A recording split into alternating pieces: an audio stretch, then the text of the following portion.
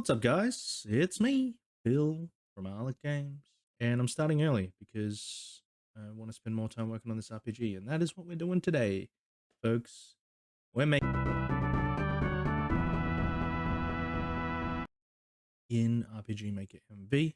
For those of you that don't know what's going on, I'm making an RPG in RPG Maker. We're trying to make it as simply as possible because this is like a tutorial stream where if you follow along, you can learn how to use the RPG Maker engine.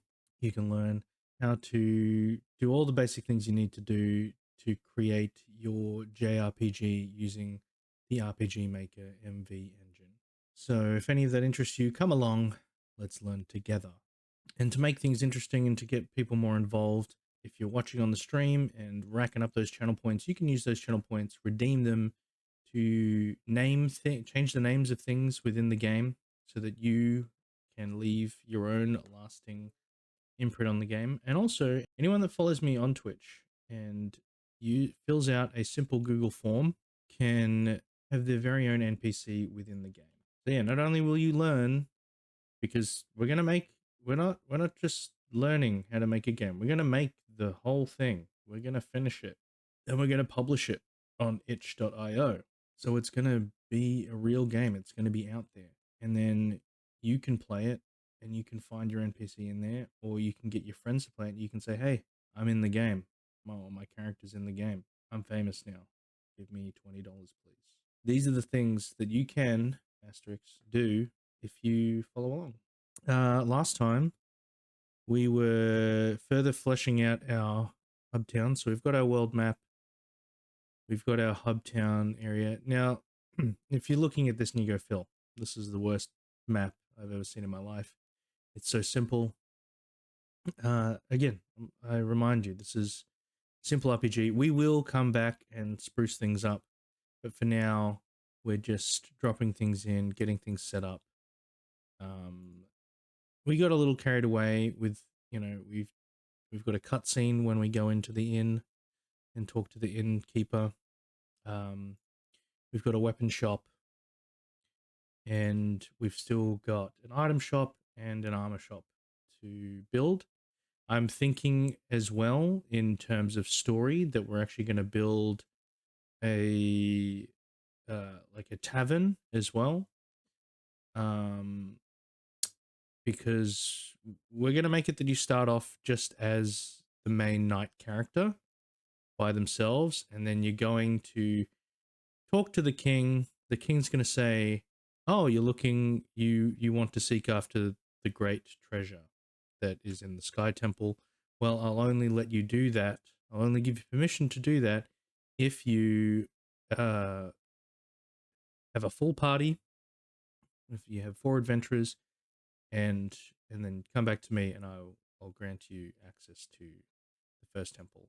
Now, I've been thinking about this a lot this week.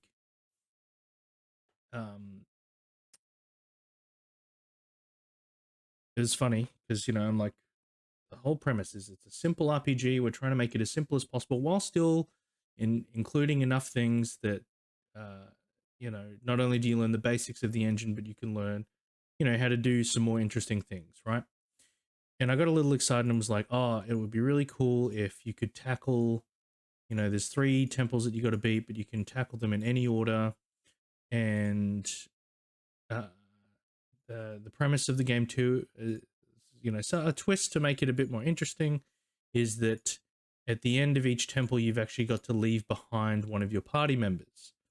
So as the game goes on, your party actually gets smaller, and the encounters that you will have will adjust to that, so that you're not, so, and anyway, lots of things to consider.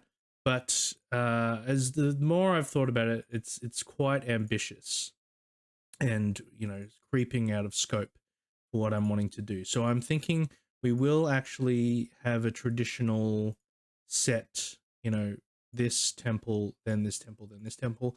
However, I will still keep the idea that at the end of each temple, you get to choose which of your party members you give up. And then like don't stress, because for the final temple you'll get all your party members back, and and they'll all be max level, and you can really get the most out of the mechanics and things. A not so simple RPG. Yeah. Um, that's what it should be called. A not so simple RPG with the subheading a simple RPG, or the other way around. A simple RPG, comma, colon, a not so simple RPG. Yeah, so I think that's gonna make it easier in terms of, and this will actually reduce some of my workload as well, right? Because in making it that you could tackle these in any order, I also had to say that uh, all the enemies scale with you based on the temples that you beat. But because you can do it in any order, then that means that I have to have levels 1 through 9 of enemy types for each temple. Whereas now, if we just tackle the temples in each order, we can say this temple only has enemies from levels 1 to 3. This temple has enemies from levels 4 to 6. And this temple has enemies 7 to 9. And then it's level 10 enemies in the Sky Temple. There is no points reward to name the game. I know. Well, I kind of like calling it a simple RPG. Katava, hello, nice to see you. Wait a second. When did we get affiliated? It happened a while ago. Well, not that long ago. It's been 1 week. No, more than a week. Maybe a month now since I've been affiliated. So thank you, Katava. You're one of the OGs that has helped me get there. But yeah, you can have your own NPC in the game. Were you my first ever follower? I should really know that. But and if, I guess you are, and I really appreciate that. Yeah, you're the foundation upon which I'm built. um, but yeah, Katava, if you want your own NPC in the game, yeah, that pinned message as a Google form, just fill it out, and we can plonk you in the game.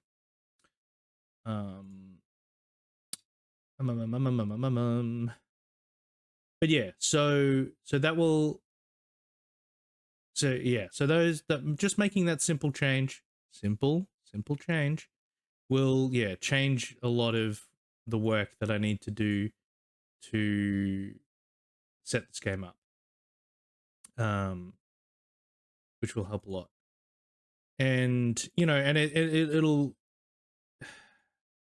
like, it would have been quite complicated coming up with how to do that, but it also presents challenges in itself of like, and we can learn more about switches. So like when we beat this temple, it will activate a switch.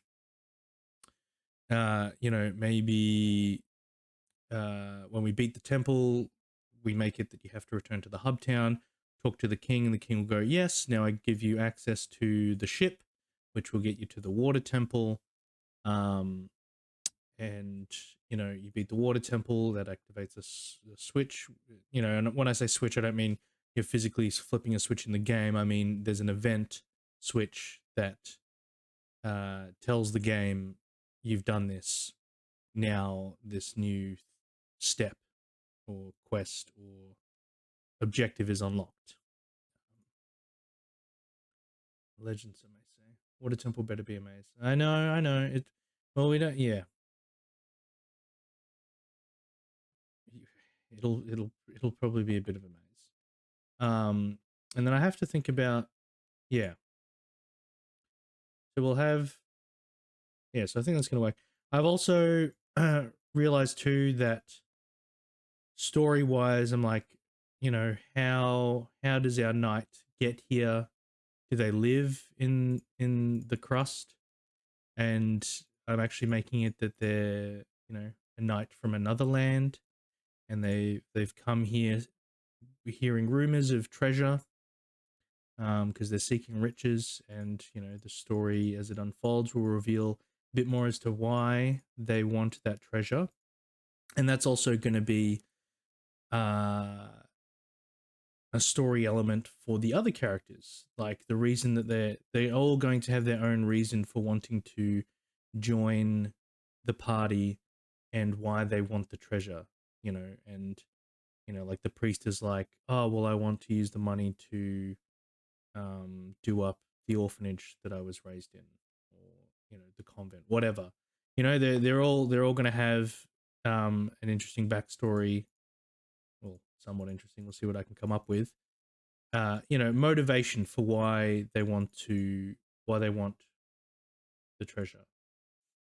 Um, and perhaps that could be a thing too for replayability, is that you won't actually learn.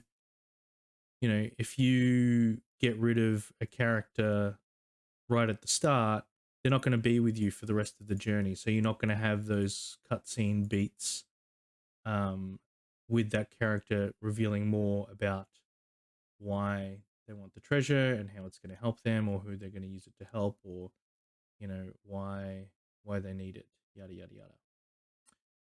And so you won't actually know that unless you play through it again with leaving different characters behind. Is the treasure channel points? It's the channel points we made along the way. Um, if I could figure out a way, that would be really cool. If I could figure out a way to integrate it with Twitch and make playing the game unlock channel points, that would be so cool, but way outside of my ability and what's even potentially possible. So anyway, so with thinking a bit more about the story and what's actually happening, I realize I don't want our knight and his band to just appear. I want there to be a bit of a story, a bit of a lead up, a bit of a tutorial um, for uh, you know for the intro. So there's actually going to be a little seaside town because he's come off a boat, and this village where you'll walk around, talk to a couple of NPCs that'll be like, oh yes, if you're seeking the treasure, you need to go to, we need to come up with a name for this place. You need to go there and talk to the king. And, some other people say, oh, I heard you need a full party. And then there'll be someone else that'll be like, I have heard that so many people have died trying to get this treasure. And maybe the knight himself will reveal a little bit about himself in his motivations for wanting the treasure. Yeah. So, so we're actually gonna make a tiny little intro area town as well. But you won't really have much reason to return back there after you've been there. It's like a little intro area, and then that's it. I was thinking maybe I'll move the hub town down to be closer to the water, and so it's just like you've come straight off the boat into the hub town. Maybe I'll do that to cut down some work. Maybe that makes a bit more sense.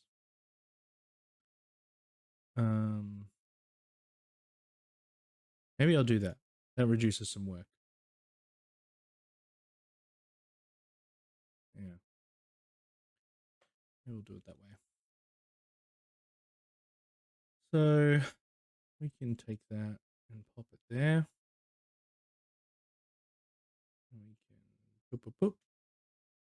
So you can click and drag your events. So you can do that. There we go. Now, when we change this, this means we need to think about leaving the hub town, right? Because right now we've got it set up so that it transfers the player to here. Oh, actually, that still works. That's fine. Cool. That worked out. So we don't need to change that. But you have to think about that. If you move your events, if you move where things are placed on the map, then you need to remember as well that places that you've been, places where you're going, you'll need to redirect everything so that it matches up properly with the map. And if you forget to do that, when you play test your game, you'll find out pretty quickly what's happened. Cool. So we might do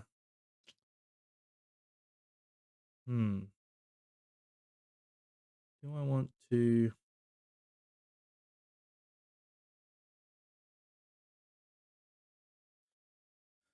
if we think of the map, because I could just do one big map, right, that you can walk across, but to help and it's up to you how you want to do it. You might say, well, I kind of like it like the older JRPGs where, you know, map areas are quite segmented. You know, you've only got so much on a screen, and then you move across, and you know it's the east side of the town or whatever. Or you can just do one big map that has everything that you want on it. So it just depends. So we might change the layout.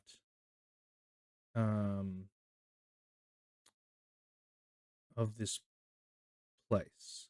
So I'm thinking, yeah, you come. So we'll have a section of the map that is the dock, and so it will be a little introductory section, and there'll be just a few NPCs there that'll be like and that you can talk to, and that they can give you a bit of background. And then you'll come in here. You'll see this area. We'll make it that none of the shops are open yet, so we'll go into how we would set that up so that you're forced to walk through to the castle, and because we want you to go into the castle and talk to the king, and the king will be like, oh yes, blah blah blah blah blah. Sassy fishermen. Yeah. Sassy fishermen. Wagging their finger at us. So I want the map to be a grid. So we want this section here, and then I'm gonna make it that we have you can go over here, and there'll be another map, and that will have some of our NPC housing, and then you can go north from there, some more NPC housing. So just remember, guys, if you're following and if you have filled out the NPC form and have your NPC in a game, you can use those channel points to buy for your NPC a house in the game. And so your NPC won't just be wandering around, but they'll actually have a place where they live, and can be a little bit more bougie. So yeah. We're gonna get rid of this wall. We're gonna continue this path over here, and we're gonna make yeah, so Hubtown Southeast, still just Hubtown. Can't remember what the shape was. So again, remember, if you just want to edit we'll look at the properties for the map, you just press spacebar when you've selected it, or you can right click and edit. 35 by 26. Okay. So we got our Hubtown Southeast. What did we say? Oh. Here we go, guys. This is great. This is a lesson that must be learnt. Save your game often, because it will crash sometimes. It will crash. Everything's broken. Everything's breaking. Cool. What did we lose? What did we lose? We didn't lose that. We made that change, so that's good. So I don't think we lost a whole lot. We just lost that map, and we lost that we changed the name. Yeah, so remember, guys, save often. Save often, because sometimes it betrays you. It betrays you. All right, so we need to make that again. And what did we say? What did we say it was? 35 by 26. Okay. New Hubtown. What did we say? Southeast. I already forgot. 35 by 26. Outside. Tick, tick. See, and so we can make it too, right? That going from this part over to the Hubtown, this section, we could make it play a different soundtrack to, you know, be like, oh, it's more chill here because you're just in an NPC area looking at their houses, whereas, you know, the Hubtown is, this part here is like more hustle and bustle. You got the shops, yada yada. Right, so we're getting rid of the wall. Tear down the wall. Moving that over there. So I don't want. I want the player, because I'm gonna have to create events otherwise. I mean, it doesn't matter. It's not that big a deal. It's just copy and paste. But if this whole section here is open, and the player is like, oh, I want to move across to this side of the map, then obviously they'll be like, well, can't I just walk here and it will transfer me over? But I want it so that they only go to this square. So maybe we chuck in some tries.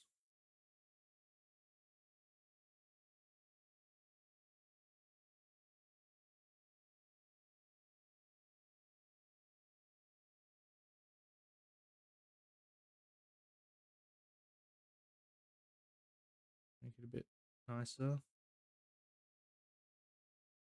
Right.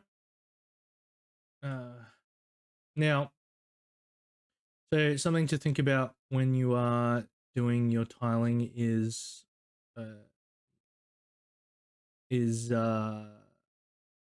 order in which things are placed. So I've started from here and worked my way down. Whereas if I go here and I'm like, oh, let's you know, work from here up to here. If I start doing this, you can see that we're overlapping the trees in the wrong way. So yeah, you've always got to work from the top down. So think about that, consider that when you are doing your mapping. Otherwise you'll spend a lot of time, yeah, laying stuff down and then having to go back to try and fix things up because you've done it in the wrong order. Just think about that. I mean, you might have to do that anyway, but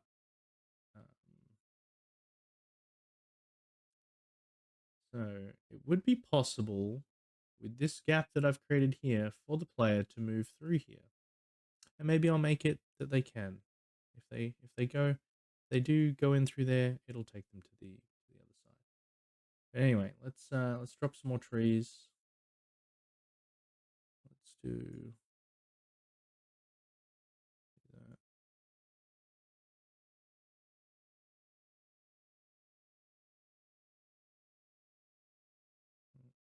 Mm, mm, mm, mm, mm.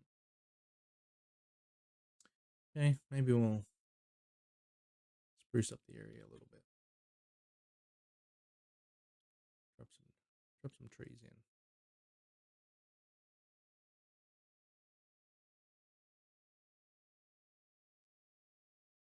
in. Yep, up. No, no, no, no, no, no. No, no, no, no, no, no. Up. Okay. Cool. And look, so like, if you want to make your map a little bit more interesting, rather than having everything super segmented from each other, you know, I don't like my food touching each other. You can, as long as you understand the, let's save, in case it crashes again. If you understand the passage set up on your tile sets. So on the outside one, over here on the tree, so you can see here, this has stars on it, this means that you can pass under it. And obviously here you can't pass through it at all. So yeah, because obviously the tree's tall, right? But like the top part of the tree isn't actually in your way. It just blocks the view of the player, but you should still be able to walk past it. And so that's what that does. And what a nice town. I live there. And you will live there, Trailer. You're going to live there. We still have to put your NPC in. Cool. So we're gonna have to move stuff because we're gonna need to put in the bar. Or maybe we put the bar on another map. Maybe we do that.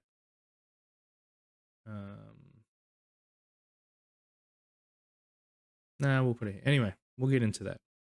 So we've got our other section. We can just do this up really quick. How big is 2 across?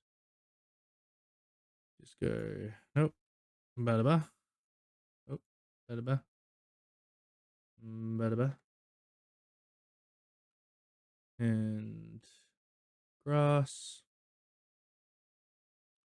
And we want that path to match up, right? So it's at this, what tile is this? So down here, it's blank right now because my mouse is right here.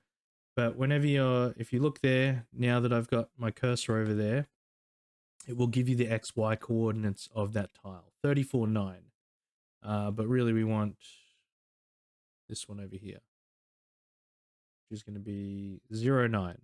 So if we come over here, 0.9, and we plonk down our path, so we're going to see that that'll match up with who's Medusa. Excuse me. Yeah, so then, we're going to have houses. There'll be a house there. House there. Like we can, what am I doing? Oops. House there. Yeah, how many houses did I say are available in the hub town? I think 15 or something. So 15 divided by 2 is 7.5. I don't like that. I want to do that. So already these houses are going to be too big. No. I've got the chicken dance stuck in my head.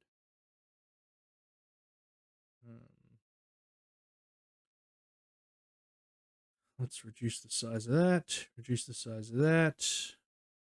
Make another house here. Make one here. 1, 2, 3, 4, 5, 6.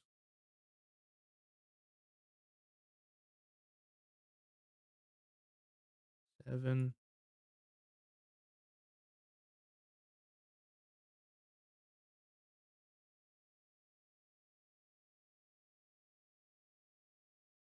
8. 8 houses. And there'll be something here. I don't know. Like a tower. Maybe that's where the bar will go. And then what else do we want? We want another map. Hubtown. Northeast. Outside. What do we say? 35, 26. Hubtown. Tick tick. And yar. And then we got our thingy bob. Now we actually want that blocked off because the castle is going to, like, I don't want it that you can go to the castle from there. So so that's walled off. But maybe we'll just make it 1 rather than 2. And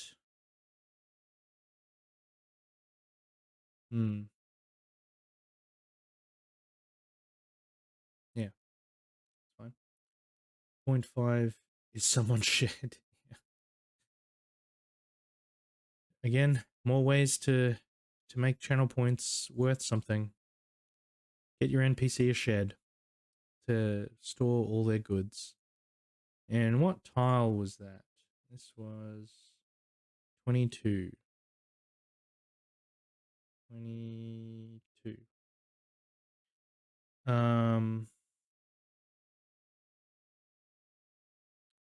Yeah, and then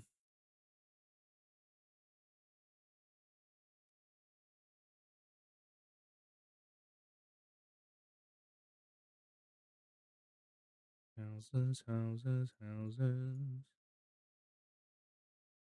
So maybe I'll change the number from 15 to a higher number.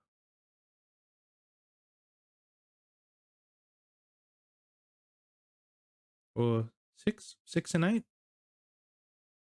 6 and 8. That's 15. That's 15. Let's get rid of that. Let's get rid of that. Oh, this place looks like a flowchart.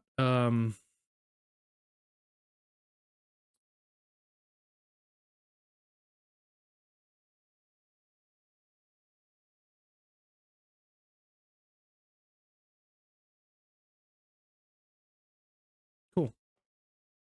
All right. And then we want our castle section. So new Hubtown North West. But the display name is going to be the castle. Because we want it. That's what we want the player to know. That they're where the castle is. And see, and again, we can make it a different background music. We can make it a more kind of jig. Although I don't know that there. Oh, is there? Yeah, castle. Let's turn that down.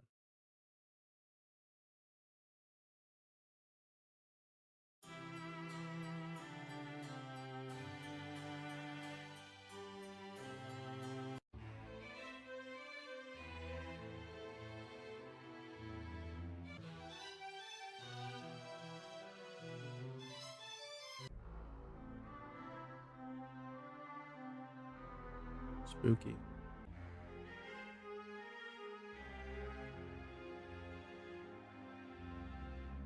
Okay, not so chipper. Yeah. And okay. And blah blah blah blah blah. There's our wall. We got our 2. Oh, that's too many. Oops. 2 across. 2 across. And just 1 on this side. And we're not going to build the castle yet. So we're just going to drop that down. And we're going to... What is that? That's 18. 18. Right there. Plonk right in the middle. 18. And, you know, we're going to have it... Well, maybe we can build a little castle. All right. Oh. That's one thing I forgot. We need to drop in our castle wall. So we're going to make it 3 high. 3 high. So I need to actually change. Yeah, this is going to change. Oopsies. Shave all that down. But let's just... With the power of magic. No? This one. Boom. We moved it all down.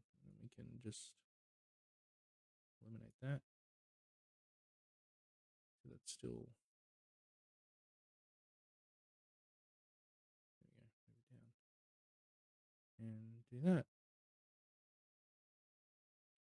Ta-da, ta-da, ta-da. Coolies. So maybe we'll change that. Yeah.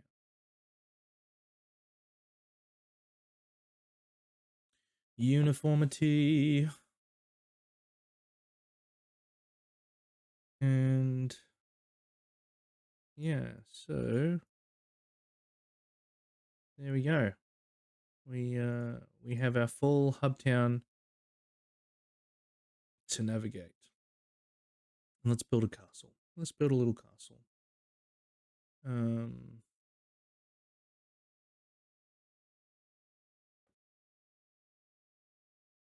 it's like there. Look at our nice big rectangular castle. What amazing craftsmanship. So we could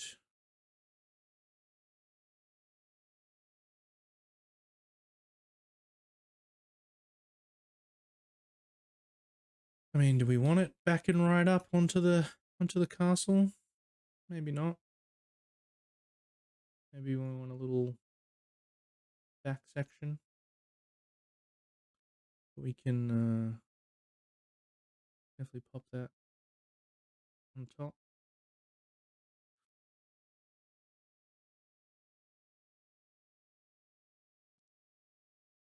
Is it a castle? This isn't gonna do what I want it to do. No. Hmm.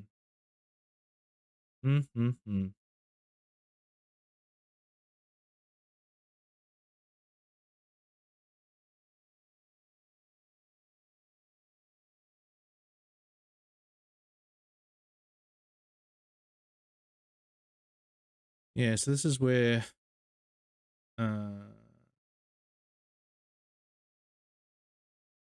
tiling gets a bit interesting.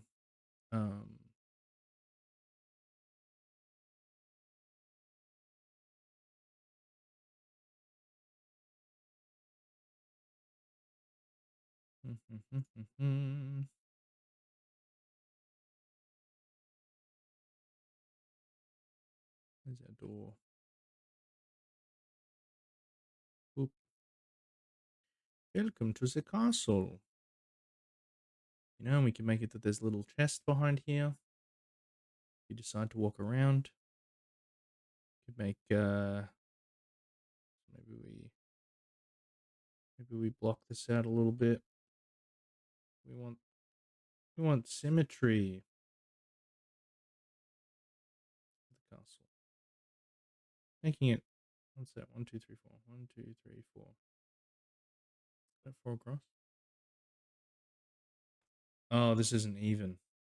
Right. Right. Because this is not the same as this.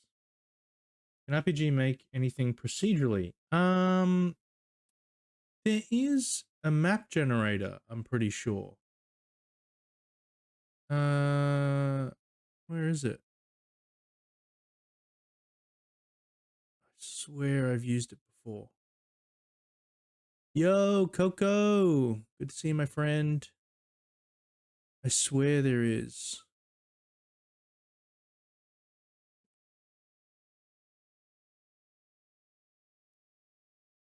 Am I dreaming?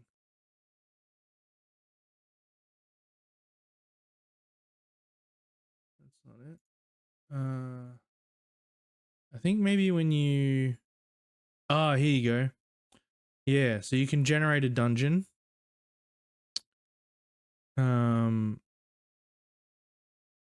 Yeah.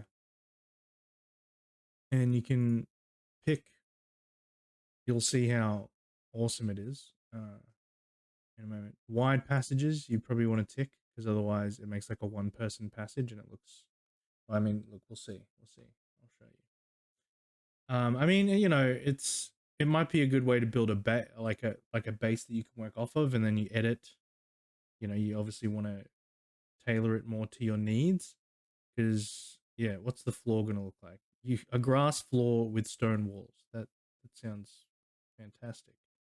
No, we want like a stone floor, right?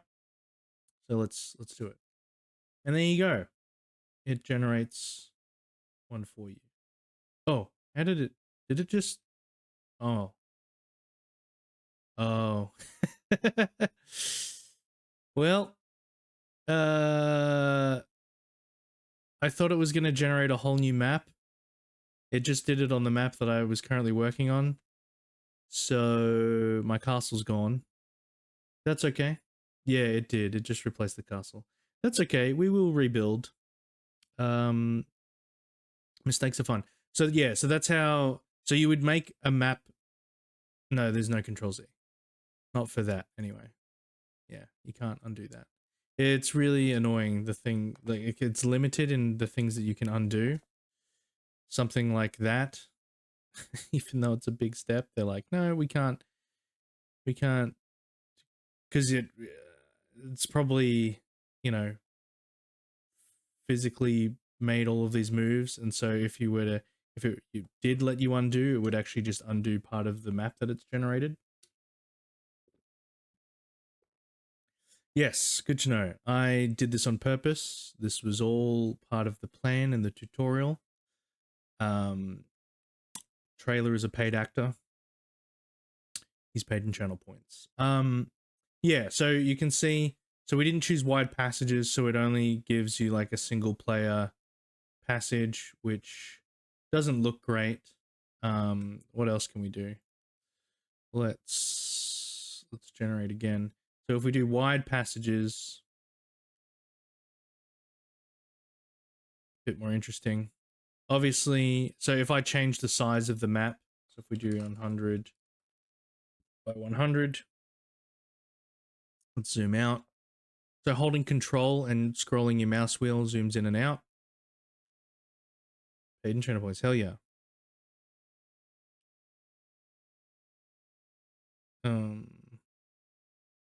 Takes 6 to 8 weeks for the channel points to process, and there is a 100% transaction fee.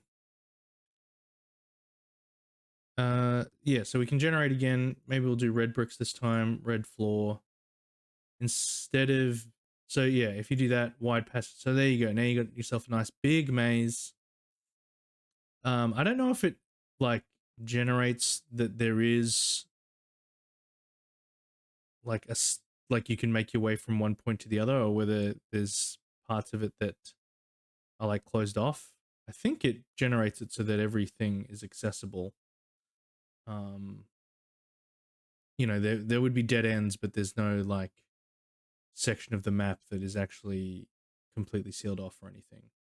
So I think it's all usable. But then you can do rooms as well. So that, yeah, that generates more of like a dungeon type map.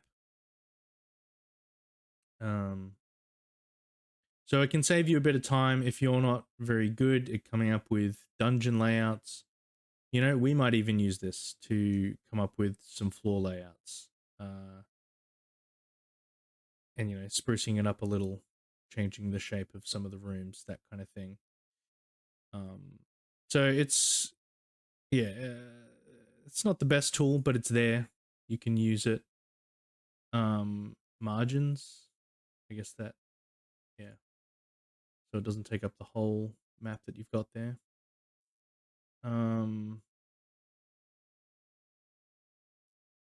But yeah, so that is something that's possible. Cool. So now let's quickly fix that back up.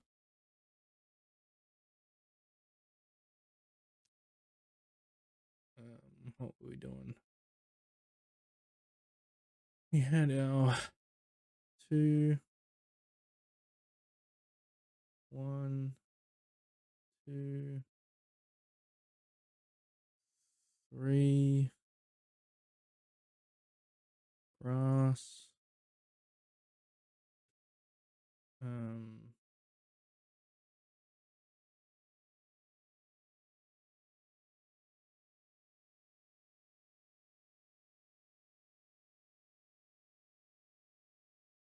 That'll make it even. Castle, castle. What did we say? 18? 18? Bada bing, bada boom.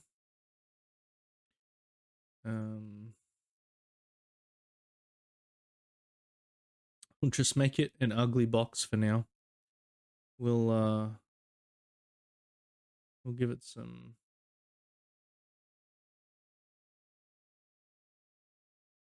One, two, three, four. Why is that not? Why is that? This should be even, right? Because I've accounted for that extra space. 1, 2, 3. 1, 2, 3. 1, 2, 3, 4. 1, 2, 3, 4. 1, 2, 3, 4. 1, 2, 3, 4. Why is that not even? Is it possible to generate a map while playing the game? So enter a dungeon, it generates a map. Then the next playthrough, it would generate a different map. I would say that there's definitely plugins for procedural generation. In terms of within the base RPG Maker engine, I don't think so. My friend left my house. Now you have my undivided attention. How's the progress, guys? Well, we've just a quick recap. We've moved some things around because we're thinking a bit more about the story of the game. The hub town is now by the ocean because that's where our player is going to start. Is coming off of a boat, because they've come to the Crust searching for treasure. Not with the base engine, but with the right plugin, you can do basically anything you want. Yeah, that's exactly right. Hi, SG Harlequin. Welcome. Thank you for that answer. But yeah. So there is a lot that RPG Maker can do with plugins and that sort of thing, but yeah, because we're just working with the base engine. Yeah, it's limited. So yeah, like in my game, The Pit, I didn't really look into procedural generation, but I did want the maps to feel somewhat random, and so I actually just made, but still feel handcrafted. So I made like 3 different maps of the same area, but obviously different. And then I created events that when you walk into the, start a run, it will pick one of those 3 maps that I've generated, and then it will also pick a starting location within that map. And so it's not completely random. If you play it enough times, you'll start to recognize the map that you're in and where things are and that sort of thing. But for first time players, and if I never mention it, you might think that it's being procedurally generated.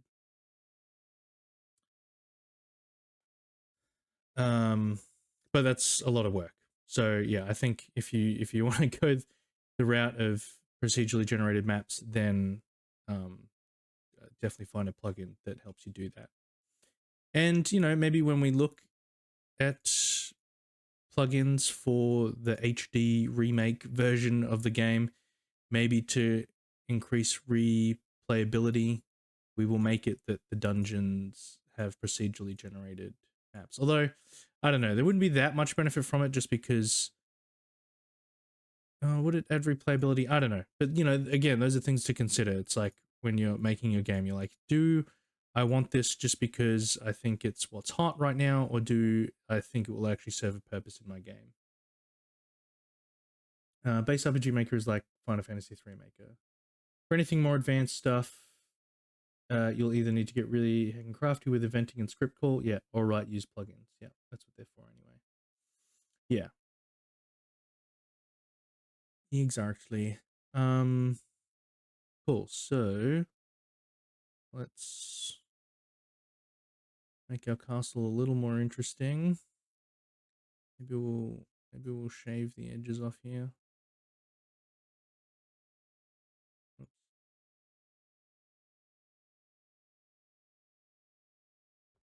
Wow. Oh wait, we have castle roofs, don't we? Yeah, look at that. We can plonk a tower right on there. Plonk. Oops. Plonk. Plonk. This does not look good, but that's okay. Um.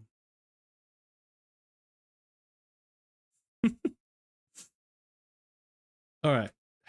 We just need to make it. We don't need to make it good yet. So we'll plonk our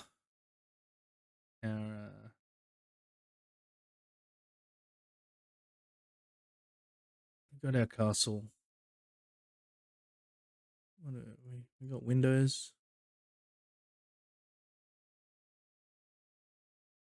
It's all. So I don't know why that's not the same on either side. Is this not the middle? Maybe this isn't the middle of the map. That's why. But I'm pretty sure it is. Anyway, no biggie.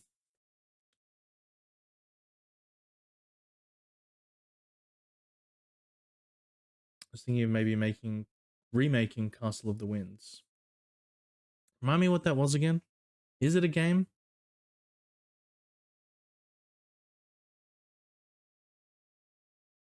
That would be cool though. And like, as like a first time game, doing like a remake is kind of good. Just because like you're not having to come up with all the ideas yourself. You just need to figure out how to implement the things that were in the game into your remake. All right, that looks stupid. Who cares? We just want a thingy. Let's plonk some trees down, but they're placed in a very orderly way because it's a castle. Also, why do we have a stinky path like that when we can have a stone path? Maybe it opens up a little bit before it hits there. Oh, look, we can get even fancier. We can, oops. Look at that. Look at that. But I kind of don't want it. What do I need to do? I need to do this and I need to right click that. So this is oh, it's going to annoy me. No, I want this. Okay. So, so the auto tiler, right? Sorry, let's zoom in a little bit. So the auto tiler, you know, when it hits edges and things like that, it automatically rounds everything off. But see, I don't want this little lip here before the stairs because that seems silly. Mayandra Shadowwaker, thank you so much for the follow. If you haven't seen already, there is a pinned comment that has a link to a Google form. If you would like to have your own NPC in this game, fill that out and yeah, we'll plonk in the game. Yar, so yeah, so I don't want this little lip here, right? And so what I'm doing is I'm painting a bigger section, and by right clicking, you know, that allows us to copy the tile that we're on. But look, if I right click that, you would think, cool, that means that when I click here, it will paste down this tile. It won't do that. But if I hold down shift and click, then it will. That doesn't look that great, but it's okay. And so I'm going to right click here, hold down shift, click, and it will paste down the tile as I've selected it, not using the auto tiling. So shift tells it to paste down the exact tile that you've copied. So I also want just a blank tile like this. Do that there. Shift mapping, very important. See, I didn't even know it had a thing. Good morning. Good morning. Wait, did I say Shadow Walker? Shadow Waker, sorry. Computer game from 1989, very basic. Yeah. Yeah, that'd be cool. And like you could remake it and then be like, and now I can change it to be the way that I always wanted it to be. Into that well yeah, remake territory. So yeah, so now we've changed that so that there's an actual yeah, so that it doesn't do what it was doing just before. Shift mapping, as it's called. Thank you. Oops, don't want to do that. Do I want to change the placement of the trees? I think I do.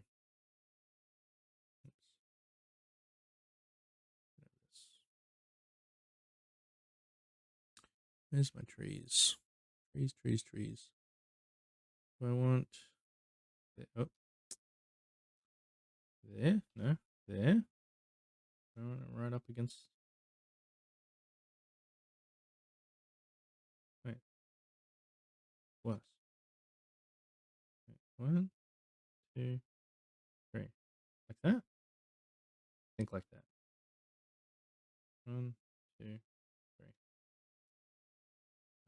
You seem to already know quite about RPG Maker for having a learn RPG Maker stream. Or did I miss? Oh, sorry. Like, yeah. It's I know how to use RPG Maker. It's yeah, learn with me. Like as I make the game, I will teach you how to use it.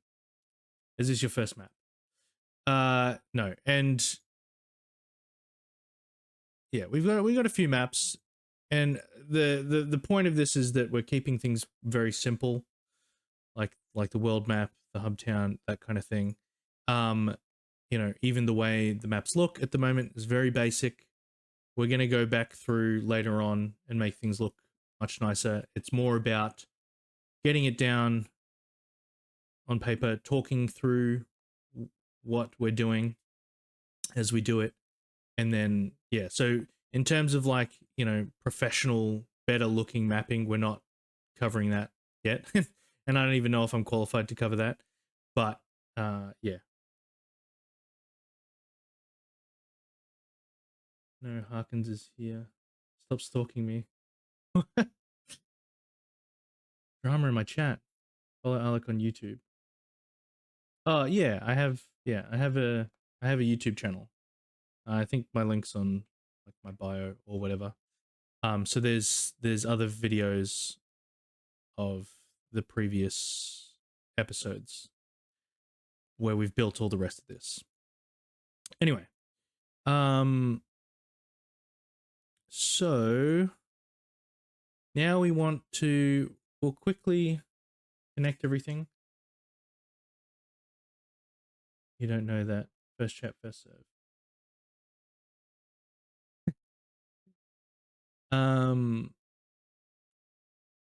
So from last stream, you know, we right click, quick event creation, transfer, or I could copy and paste this one here because it's already got the changed like move sound effect and whatever that I would want. So maybe we'll just do that instead. We'll change the name to heading to the castle. And we want to change the transfer player here to northwest, and will appear over there. And we don't want white, we want black. And direction. Oh, so I need to plant some trees that are going to block off that section as well.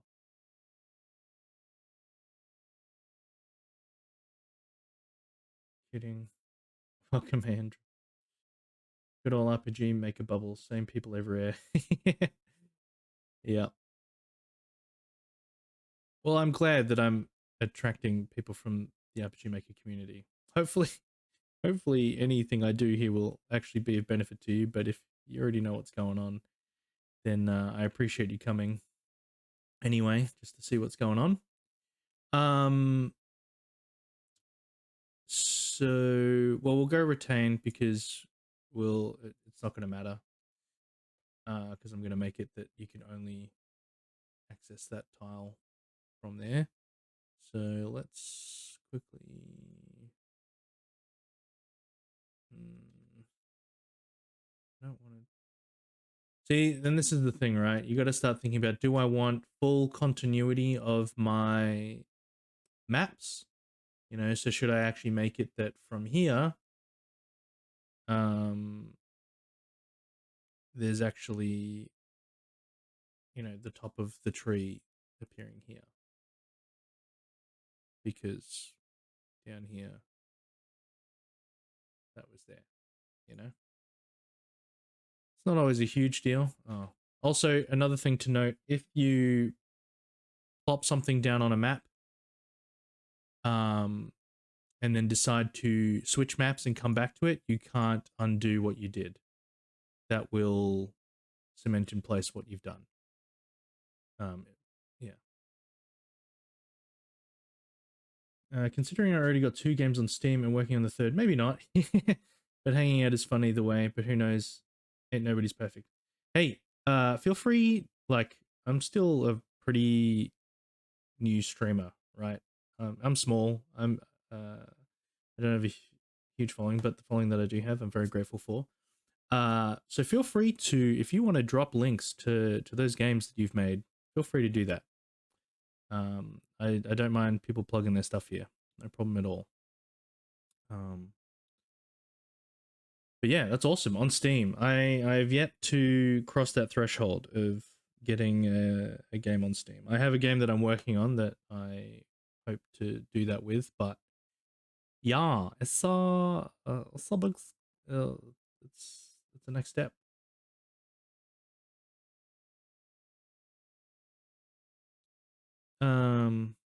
Yeah, so look, we're not actually that concerned with keeping, you know, the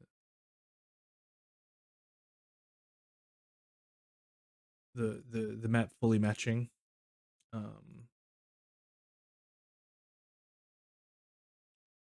we're just gonna want that there. Ugh, it's annoying. I don't like it. Maybe I should just drop a whole bunch. Maybe put that there. True, link it. Yeah, Steam is just so much better getting any sort of traffic than all the free alternatives, even without any sort of marketing. Yeah, for sure.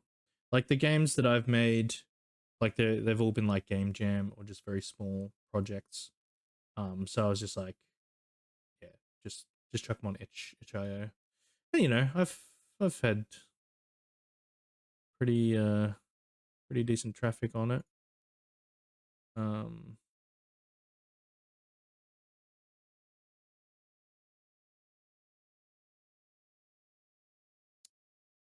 But yeah, I think it's much better exposure on Steam.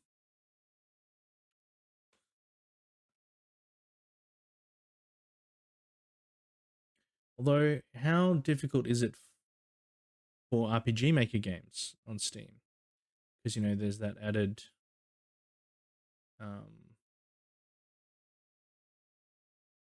there's that added weight of the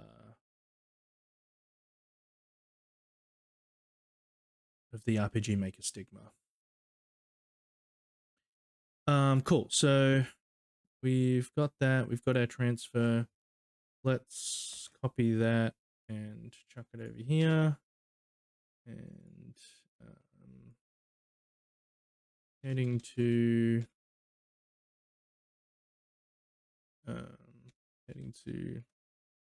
Hub Southwest. We want to change that to there. And we'll say down, because you could approach that from either side. Yeah, Steam is just so much better getting any sort of traffic than all the free alternatives, even without any sort of marketing. I wouldn't know. I don't label my games as RPG Maker. Yeah. You don't see Unity or Unreal games add their engine to game tags. Why would we? Yeah, that's true. Do you work like the games that you've put on Steam? Like, is it like a full overhaul? Yeah, I mean, I feel like it's putting you on the back foot to put a RPG Maker game up on Steam, because yeah, even if you don't have the tag, people are gonna spot it straight away. Um, cool. All right, so we're linking the rest of the maps together. So drop that there.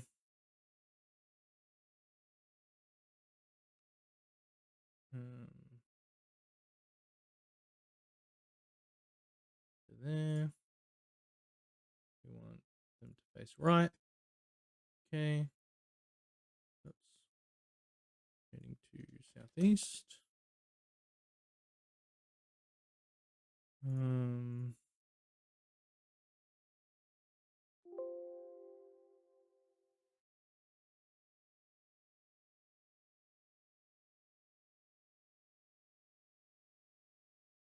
I actually think it's to our advantage to use the tag, since the engine is almost considered a subgenre of games that people specifically seek for. True. First game I made was like 90% RTP. Second one doesn't anymore. It's not true that all people notice straight away either. Most people don't actually know RPG Maker exists. That's true. That's true.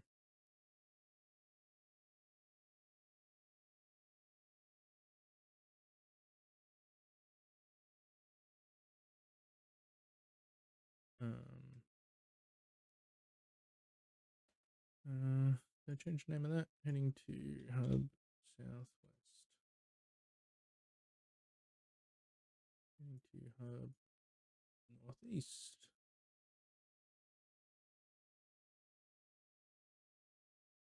Over there. Looking up. And transfer the player back down here. Oops, not up. Down. Heading to hub southeast. Okay, so we have. Did I change the name of that? Yes, I did. Okay. Let's have a look. Let's see what we got going so far.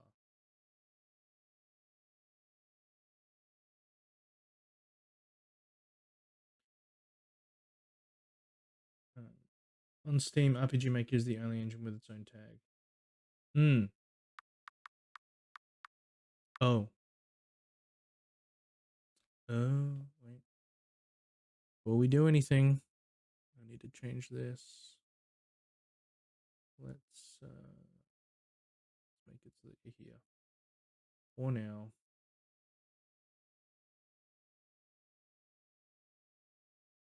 Anyway, here's the first. Dungeon Rummage. Takes Escape. Still got to remake that shoddy trailer. Second one.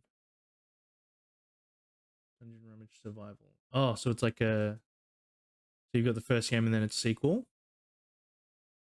But are they like sequels where you have to play the first to get the second, or is it one where it's like it uses the same name?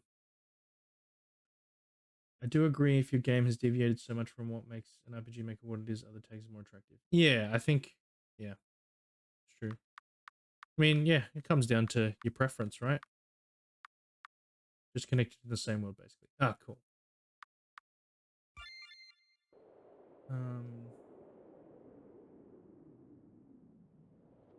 Speed read. All right. Oh, are you kidding me?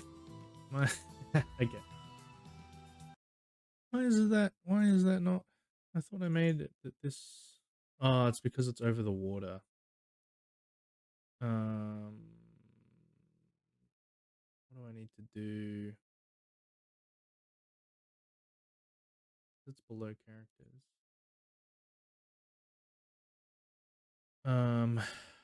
That's right. We'll make it that you start in the hub town.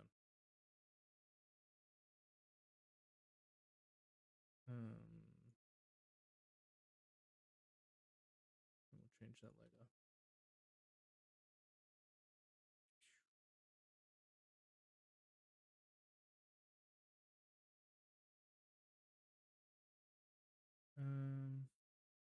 And here's a trailer of what I'm working on right now.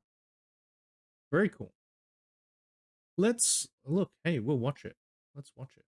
How do I? Let's watch it. This is what you can do, guys. This is what you can do with RPG Maker. There, monsters abound within, guarding glory and fortune. And so we venture forth. This looks great. Double slash. Come on, face me. Hey, look at that.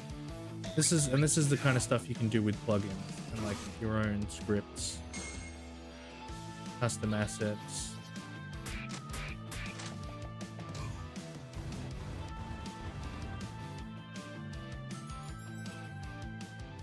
Until the unthinkable occurred.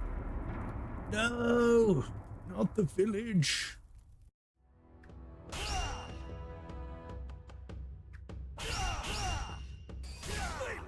Yeah, see, animated attacks and stuff.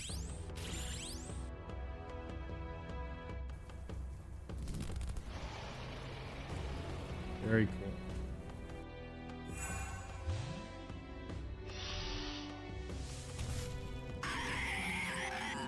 Ooh.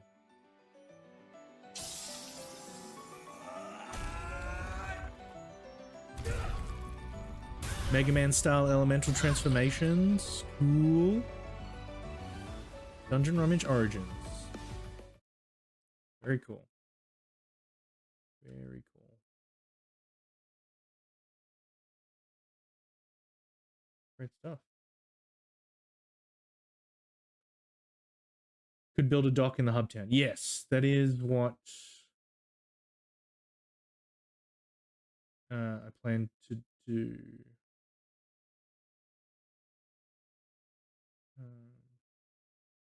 This is all MV. Nice. Yeah, that looked awesome. See, and that's, guys, that is what is possible with a lot more work and effort than what we're putting into this game. Yeah, because so that one that we just watched a trailer for, so that one's not finished yet. When's that coming out, or what's the hopeful release date? Haven't seen anyone compare the transformations to Mega Man. I don't know, that's just the first thing that popped into my head. I just, yeah, like I saw the golem fly across the screen. It's like Golem Man.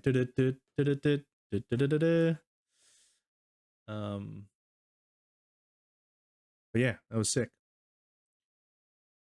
And yeah, so when's the release for that, and how long have you been working on it for? The timed inputs and translations were inspired by Legend of Dragoon. I still haven't played that game. That's an interesting comparison. Yeah. What am I doing? Oh yeah, let's build the little dock area then. So we'll add another map. We'll just say the docks. You know, for the name we'll say tutorial area for my purposes, but what the player will see is the docks. And it's outside and no loop, and ooh, maybe it plays.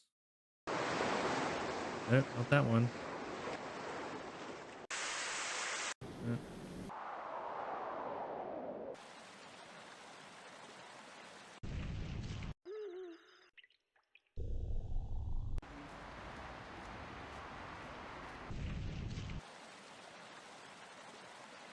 Kind of wanted to. Does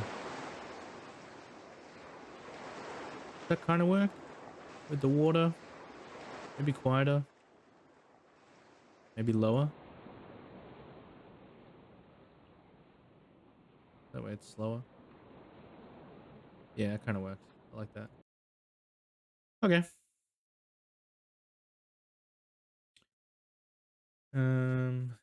Shoot, no idea when I'm finishing it, but I do plan on that Kickstarter eventually. Oh, nice. Been working on it for over 2 years now. Got about 3 hours of gameplay done. All the custom assets and plugins are taking a whole lot of time. Yeah, I can imagine. Hoping once every system is made, making more game will get faster. Yeah, right. And you know, we've talked about that before, laying down those foundations. I mean, we were spending a lot of time in the database trying to get things set up, but with then but then I was like, let's step away from that for a bit and get into some mapping, just to change things up a bit, make things a bit more interesting. But yeah, I think when and that's the thing too. This is like your third game, so you kind of know the kind of workflow that you want. So I think, yeah, building all the core systems, the core gameplay, getting all that squared away first, and then once that's all set up, you just go, all right, let's just place everything down, you know, do some cutscenes, yada yada. Should hopefully be much faster for you. But and I think yeah, that's why it's definitely a good idea to, you know, before you tackle the big dream game that you want, is to at least get through some small games, even if you never release them, you know, just so you can understand the engine, understand what it takes to take a game from the start to the finish. Cool. Tutorial area. We got our docks. What do we want? Water. Water and a bit of a beach. Nope, not that water. Beach. Is that gonna give me what I want? I don't think. Yeah. Yeah. Is that what we want? Is there deeper water? Hmm. What's that? Oh, maybe that's more what we want. We want sand. Hmm. I did make that mistake. Started making this huge game. It's even got a Steam slot. Steam slot? What's that? Had to put it on ice though. Oh, as in you've bought the you've got the Steam page. Had to put it on ice though since it was too ambitious for my new butt back then. Yeah. Planning on getting back to that once I finish this one. Yeah, that's the thing. I have so many projects going, and they're all, it's like a decrescendo. It's getting smaller and smaller in scale. And now I'm, you know, and then I finally finished a small one, and now I'm slowly trying to work my way through them all till I get back to the big one. Yeah. Yeah. So we want docs. We want this.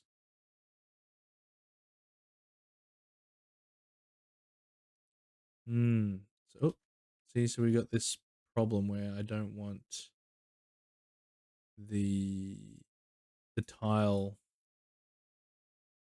to do this. So I take it from here and I plonk it there.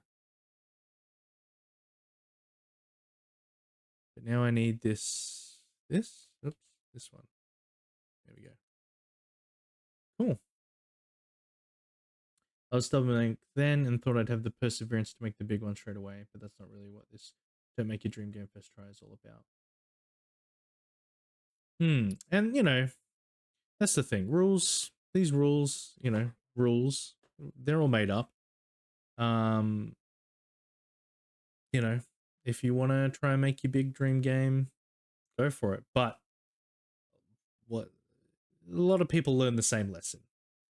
I'm working on my first commercial game right now, and I'm trying to keep it minimal and not too ambitious. Yeah, it's hard. It's hard because, you know, as you're working on it, new ideas come all the time, and you're just like, that would be really cool, but like, then you got to think of it logically. How long will it take me to implement it? How much more extra work will it add to the rest of the game? Hopefully, I don't get too carried away and take more than a year. So, is this I always remember and then I forget. Contract, right? Contract is going to be the commercial game.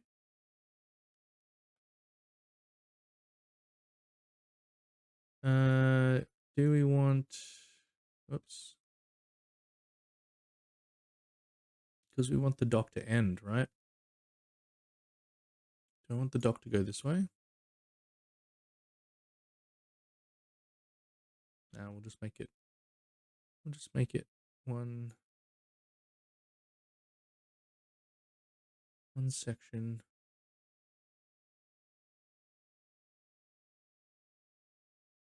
What if we... Oh, look at that. Wow. That looks stupid. What if we...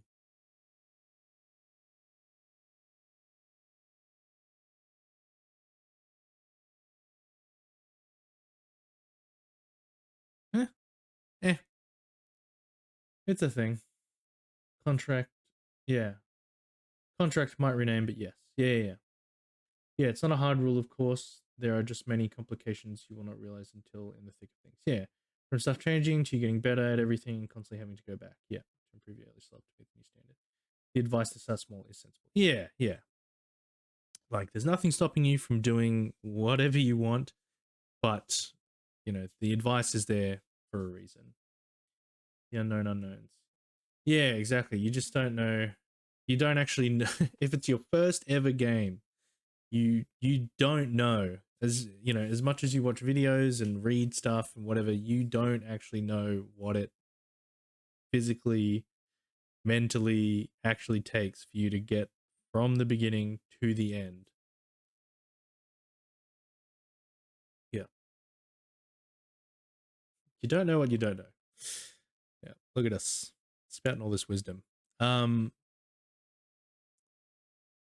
Cool. So we've got this. I kind of like the look of this. It's nice. It's a small, simple map. This will be a dock area where... What do we want? We want some barrels. Where are the barrels? Want some barrels. It's not a dock without some barrels, you know? And some crates.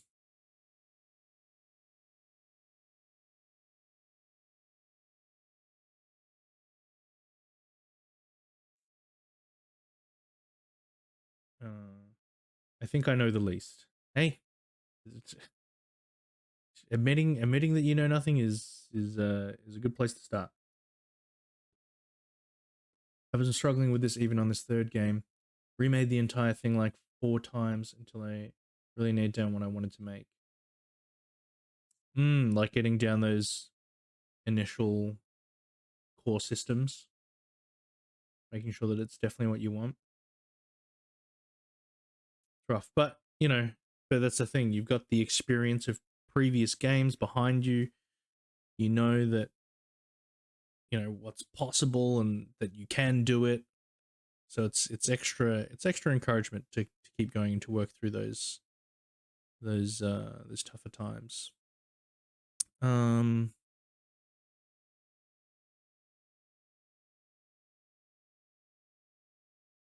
Where's rope? I know that there's rope on here. I think, or is that an inside thing?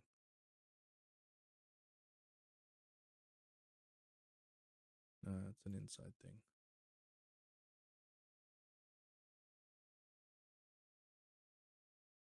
So,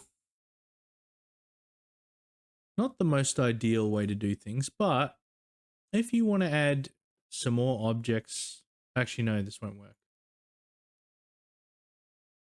Yeah, no, that doesn't work. Damn it. I was gonna say,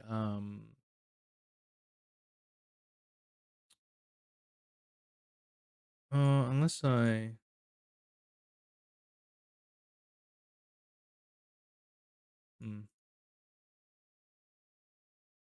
Yeah, never mind. Never mind what I was saying.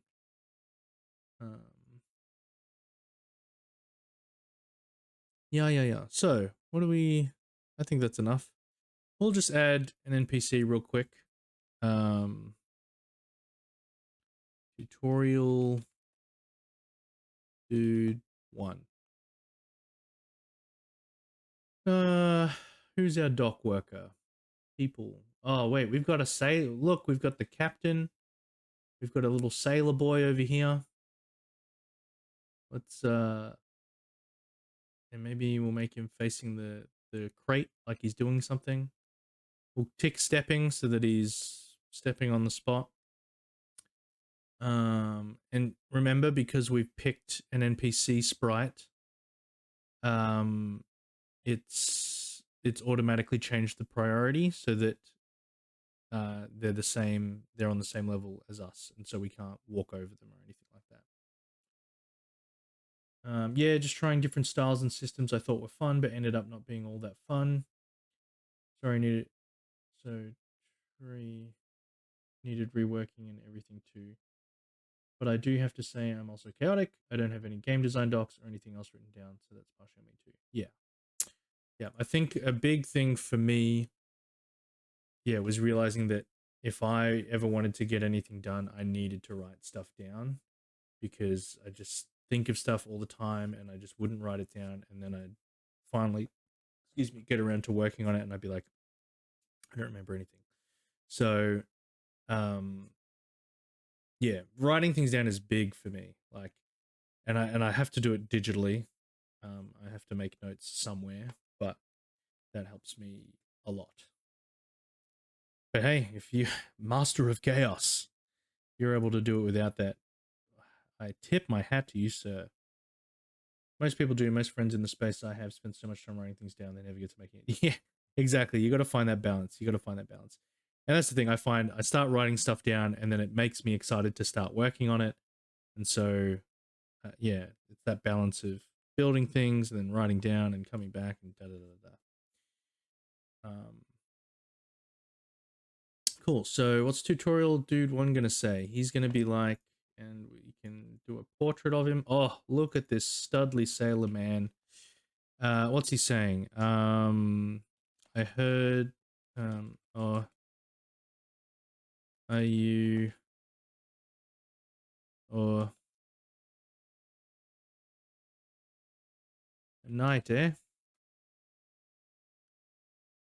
Guessing you're going after. We need a name for it. You know, it's called the One Piece in One Piece. We need a name for this great treasure. You're going after. Guess you're going after the treasure.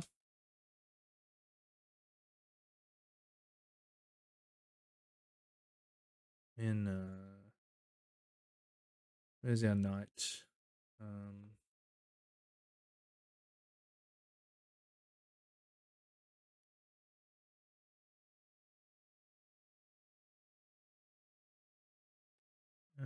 The 0.3 piece, the pie. 0.3 piece?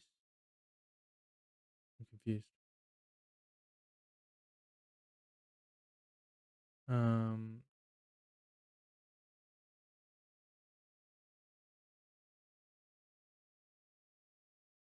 Do you know more about it?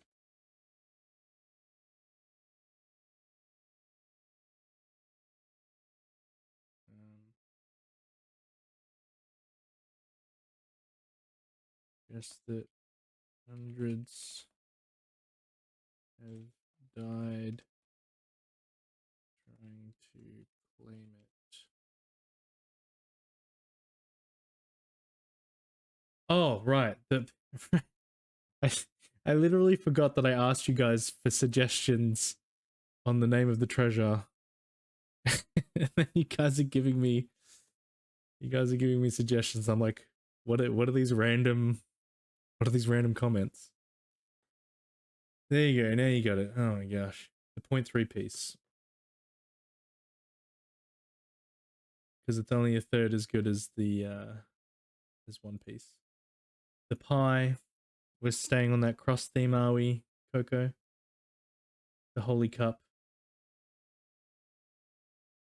The Holy Cup. The Holy Grail. Well, it's like mountains of treasure, right? Bro's gaslighting us. No, I'm not. I never said that. What are you talking about? No, I guess you're going after the treasure. Do you know more about it? Just that hundreds have died trying to claim it.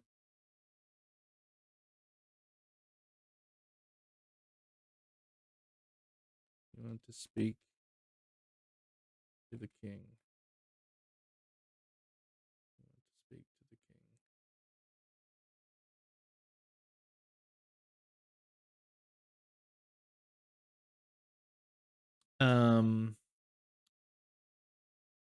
So yeah, I've talked about before. So if we leave this as it is, every time we talk to this guy, he's gonna go through this same dialogue, and you know that can be fine. Especially if it's like a really nothing NPC that just is like, oh, I have 70 grandchildren, and they just say that every time you talk to them. But because this is a little bit more involved, we want it so that if you do talk to him again, um, he says like a summary of what's been said here, but it's just one line, and so okay, I don't need to talk to this guy anymore. Or we could also go with something generic like the Dragon's Horde. Yeah, and then they're like, oh, see, this is funny because when you say Dragon's Horde, it sounds like Dragon Sword, and so maybe everyone thinks it's this sword that's worth an infinite amount of money. Then it's like they get there and it's like, oh no, Dragon's Sword or Dragon's Horde, and then there's a big dragon and you gotta fight it. And you're like, oh, we misheard. Yeah, I'm ingenious like that. Totally did that on purpose.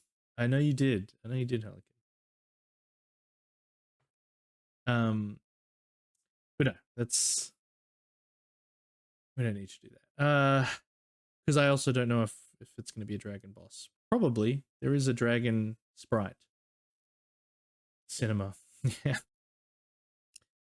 So we want it so that he's gonna, next time we talk to him, it's gonna be something different, and that's what he's gonna say for the rest of the time that we talk to him. So we're gonna use these self switches again. We need to create a new event command, control self switch. We're gonna turn on self switch A, and then we're gonna copy this page and paste it just so we don't have to redo a whole bunch of stuff. And we'll make it so that self switch A is on. We'll delete that, and we'll get rid of this, and we'll say, and we'll change this thing. If you're going after that treasure,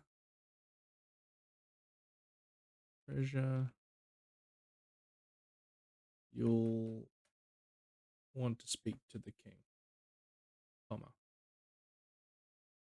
How does that look? Okay, it fits.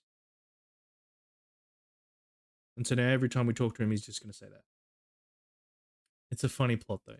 It is. That's the thing. I'm still figuring out. I mean, it is going to end up being silly because chat has the ability to change the names of things within the game. So like we've already got an enemy that's called Pickle Pierre.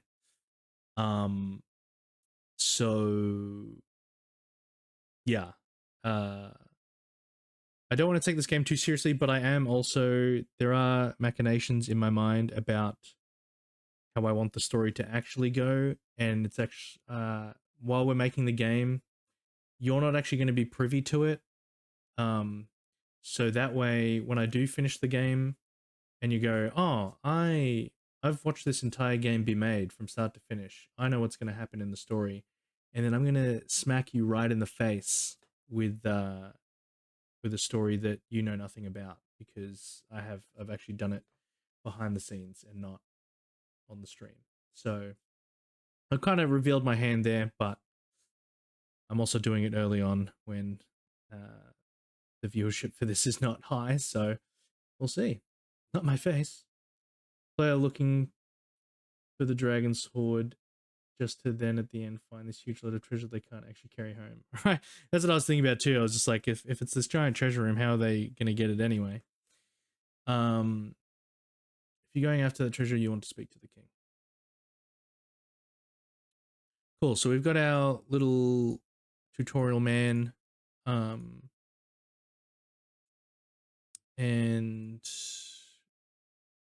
we've got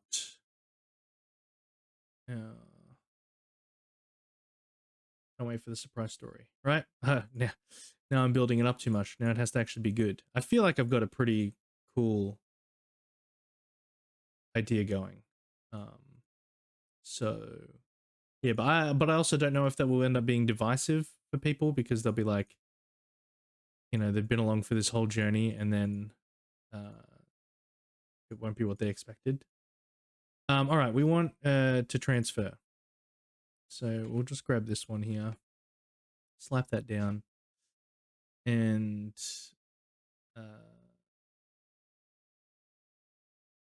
heading to hub southwest, which is correct. That is where it's going. Except we want it to be over here. So we're making it that once you leave this tutorial area, you can't come back. You can never come back here.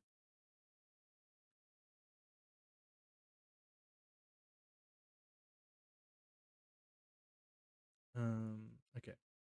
We got that. Paste that there. Save that. I haven't been saving.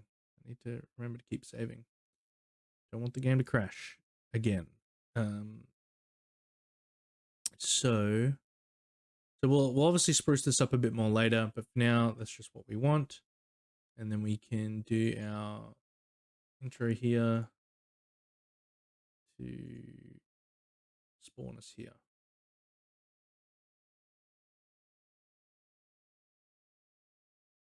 Cool. And just to be sure, cool, that does have that. Okay. So again, so this is why this is important to have this ticked. Because right now for the tutorial area, I have a background sound playing of the ocean. And if I didn't have this ticked here, then when we move from this tutorial area into the hub town, that ocean sound will keep playing, which is obviously something we don't want. Or maybe we do. Who knows? It's our game. We can do whatever we want. Anyway, let's have a squiz. Let's see what we've built and see if we've made any more mistakes. A simple RPG, a wandering knight seeking riches finds themselves in the land known as the Crust. They have heard rumor of a great treasure that can only be sought with a party in tow and the king's blessing. Hundreds of lives have been claimed trying to obtain this treasure that can change the lives of those who claim it. Can the knight gather a party strong enough to overcome the challenges that lay ahead? Cool. And then we're at the docks. Alternatively, you can also just fade out the ocean sound in the transfer event to the town, so it's not just abruptly stopped. That is also true. That is also true. And that's one of those fine-tuning things that definitely adds more polish to your game and your experience, and are things to think about and consider when you're like, okay, I feel like I've made most of my game, but what can I do to make it better? Cool, so we got our party. So we also want to make it that he doesn't have the party, because he's got to gather the party as part of the start of the game, right? So, a knight, eh? Guessing you're going after the treasure? Do you know more about it? Just that hundreds have died trying to claim it. You want to speak to the king. And then we talk to him again. If you're going after that treasure, you'll want to speak to the king. And then he'll just keep saying that over and over again. For all of time. Cool. And there we go. We're in the hub town. We've got our inn.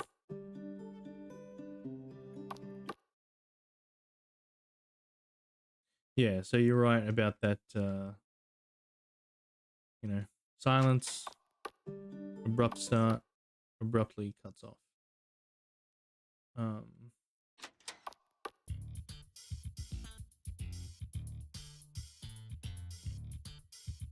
The king must be annoyed as heck, briefing all these adventurers all the time. Yeah, right.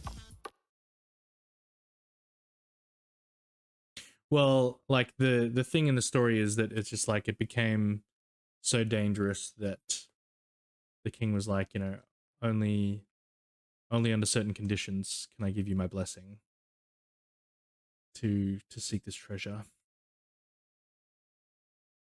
Oh yeah, and there's our playtester chest to give us $1,000. Doesn't go. Oh yeah, we got our castle music. And we're gonna make it that you can go behind the castle and you can find a treasure chest.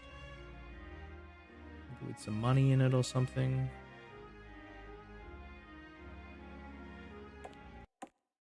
Okay, all our transfer stuff seems to be working so far. Got our village.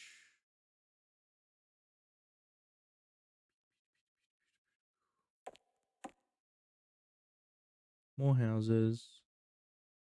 Cool, we've got... And that's our hub town. Already getting you to spoil your story. Look at that. Trust me. I'm not spoiling anything. And yeah, for those of you that are viewing and are new, so...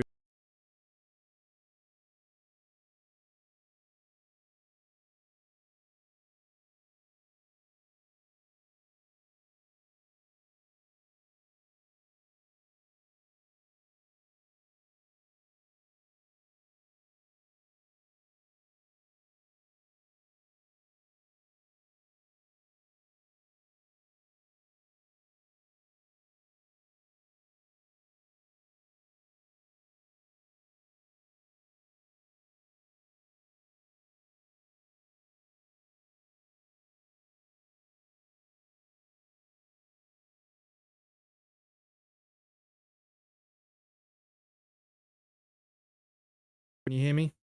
There we go, we're back online. Let me fix up the camera.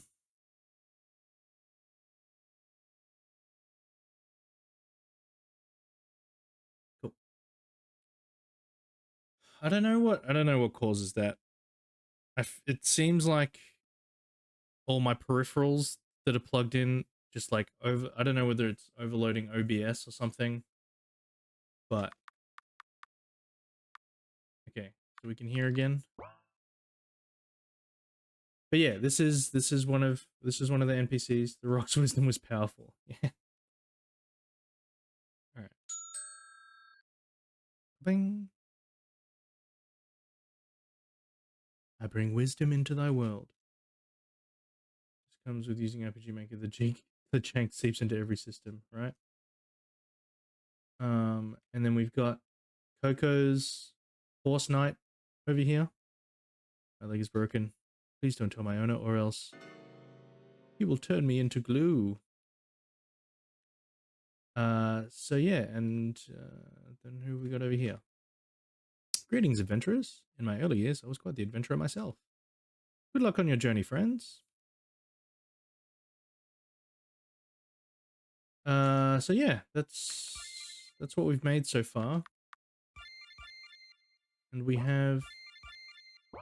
Yeah. Anyway. Cool. So that looked fine and good. Look at this. We're already stacking up. Can I... If I drop that? No, if I do that. And that. And that. So if you are particular about the order that your maps are in, when you click and drag your map and place it back into the map that it's nested under, it will move it to the bottom of your list. So if you're particular about that kind of thing, that's how you can fix that. It's a bit finicky, but yeah. But the horse took an arrow to the knee, right? Took an arrow to the knee. So yeah, let's keep going. Let's finish off our hub town. We need an armor shop. New armor shop.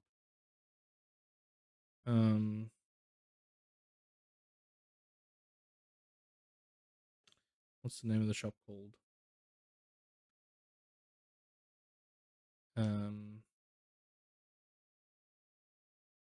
Armor. I'ma get you. That's so stupid. I'm a believer. I'm a believer. And it's a priest that runs the armor shop. What you really should be doing is girding yourself with the armor of God. Mi amor. Ah, much better. And he'll be Italian. An Italian armorer. Cool autoplay. What's our... Oh, where's the sound? The sound's gone.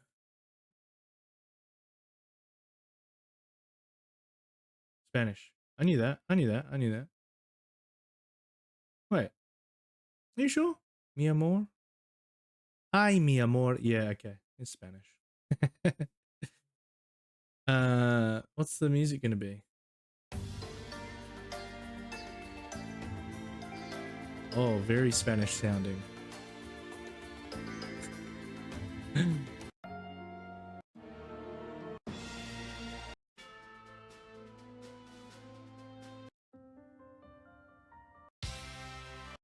Ugh. Theme 6, brother.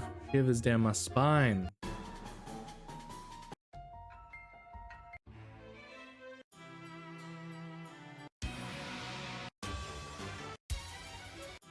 Castle?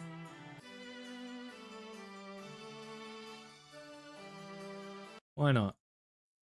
We're obviously going to change all this in the future. We're just doing it just cause. Cool. So, what are we going to do? Make another box. I've heard these too many times from some RPG Maker H games. Happy games. Yeah, if you're feeling sad and you need some cheering up, just look up H games on Steam and you'll find games that will make you happy. Don't do that. If there's any young viewers, don't do that. All right. Let's just slapdash this thing. What is that? That is a weird floor. It's like a cork board. Sadly, I can't do that in Germany. Really? They've banned happy games?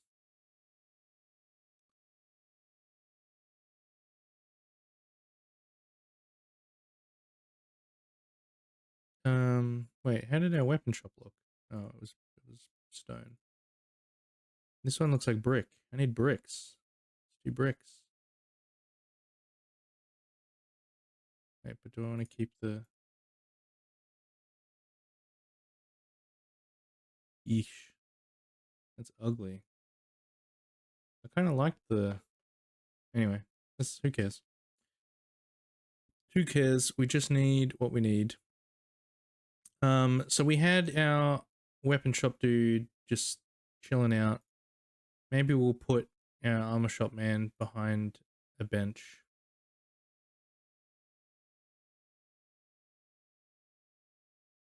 Yeah. Sounds good to me. Because Steam refused to comply with EU laws and implement proper age verification some years ago. IU 18 isn't good enough. I don't know. They banned gooning in Germany. Yeah, I do know about this. Oh, this is the payment processor thing. I still don't. I haven't fully looked into that. I don't actually know the full thing. Cool. So let's decorate with some armor. Mi amar. Let's put some tables over here. And we'll keep it like that. Pretty basic. Armor sets over here. Maybe some.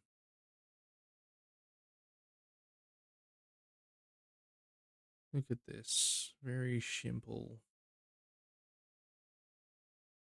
And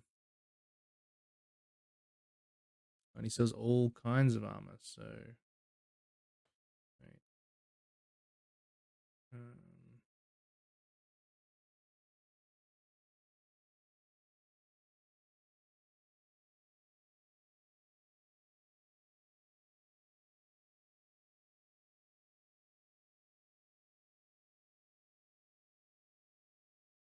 Okay. What am I missing here? Nah, this has been going on for a while before the payment processes. Those just made it worse. Trying to do the same thing in Canada. Oh, I see. Chat. Let's bet how fast Earth becomes a dystopia. I'd rather live in the crust. Yeah. Yeah. It's yeah. Like doom scrolling is like literal scrolling of doom. Like like when I'm scrolling X and I just see all the crap that's going on. According to some videos, we're in for it in about the next 10-25 years. That's good. That gives me a deadline for when I need to get this game done. So, you know, deadlines are important, guys. Remember, it helps motivate you and keep you going. So, yeah. You got to write the end of the world on your calendar and then your game release date maybe 6 months before that to hopefully give you some time to get some revenue in. You do what you got to do. Should we put some shields on the wall? Let's put some shields on the wall. Higher. Higher. Look at that. What about should be selling wizard hats as well.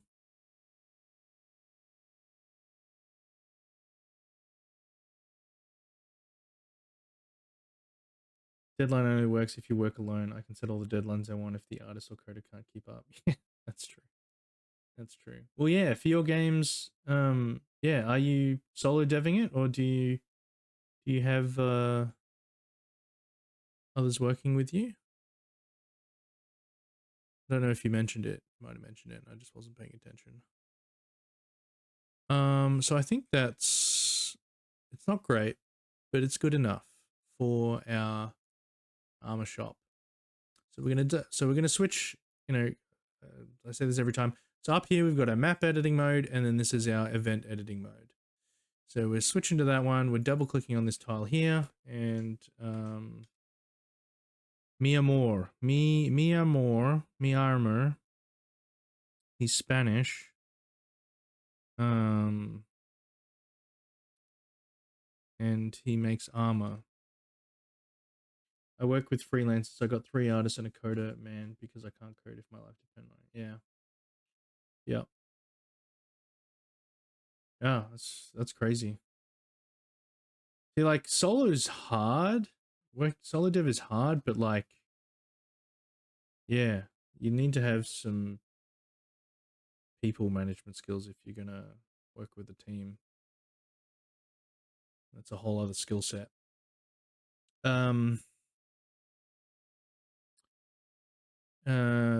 What's his name? He makes armor. Armor. Maybe it's a lady. Armor lady.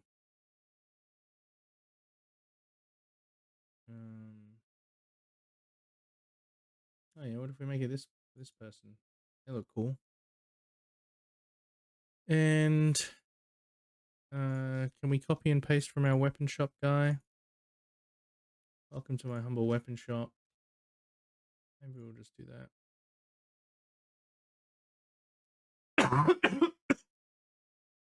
Save ourselves some time. I'd still consider myself solo deving as under soul one putting it together. It's more like I'm just buying assets. Ah, okay. All right, that makes sense. Yeah, you're just commissioning them for certain things. Let's change you to welcome to. So the weapon shop guy's like chill, full stop sentences. Welcome to my awesome armor shop! Exclamation. And we want to change the shop to it's gonna have all the armor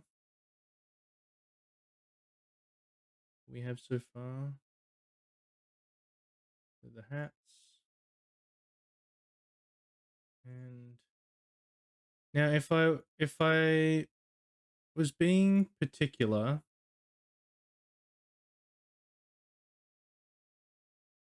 I could um I could make it so that she gives you the option of, do you want to shop for helmets or do you want to shop for armor rather than lumping it all together? And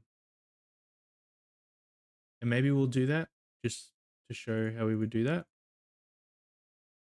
So we could then show choices. Um, Helmets, armor, nothing. So we're going to have 3 choices. Helmets, armor, nothing. We'll just make the default choice. Yep, the first one, helmets, that's fine. Cancel, we need to change from choice 2 to choice 3. So that when they hit the cancel button, it will do the cancel action. Otherwise, when they hit cancel, it will take them to the armor shop, which they don't want to do. Welcome to my awesome armor shop. And so we can go helmets. When helmets, it brings up that. And when armor, it brings up that. So keeping that way too. And again, with plugins, you can have a better like shop plugin so that you can set all this up without doing like separate choices like this, that it would, the shop would come up and have individual columns, that kind of thing. But because we're dealing with just the base engine, this is what we're going to do. And then when nothing,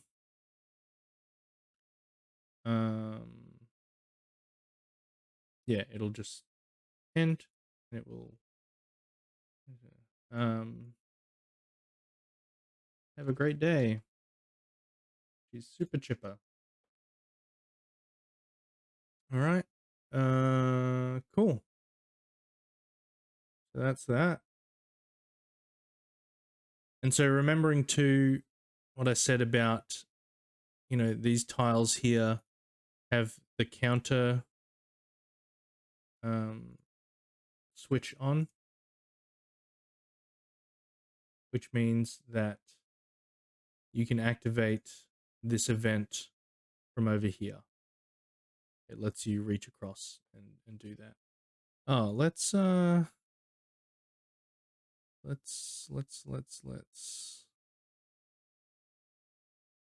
we want maybe a little something back here. Show that she's working on stuff.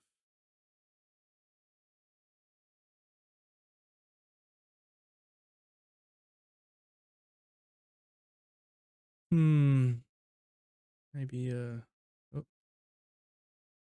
a draw.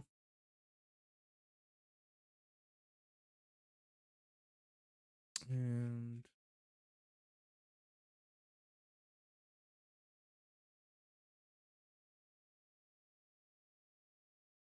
yeah, who knows? Cool. Now we need to create transfer events so that we can exit and enter the shop.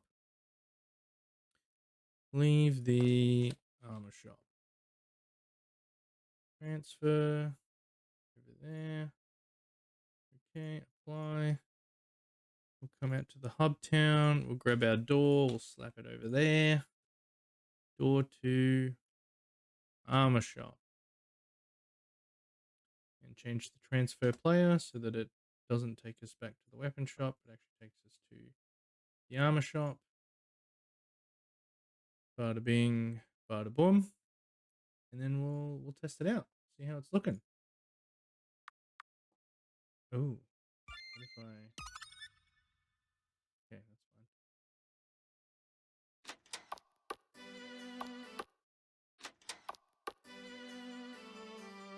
Oh, she's not moving. She's just standing still. Helmets.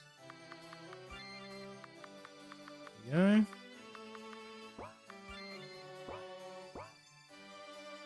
Have a great day. Now, I could make it, and we probably should do this, because it's going to be annoying. You go to helmets, you buy the helmets that you want, and then you exit, and then it exits the shop. But you might have wanted to go then into the armor. So we actually need to make it that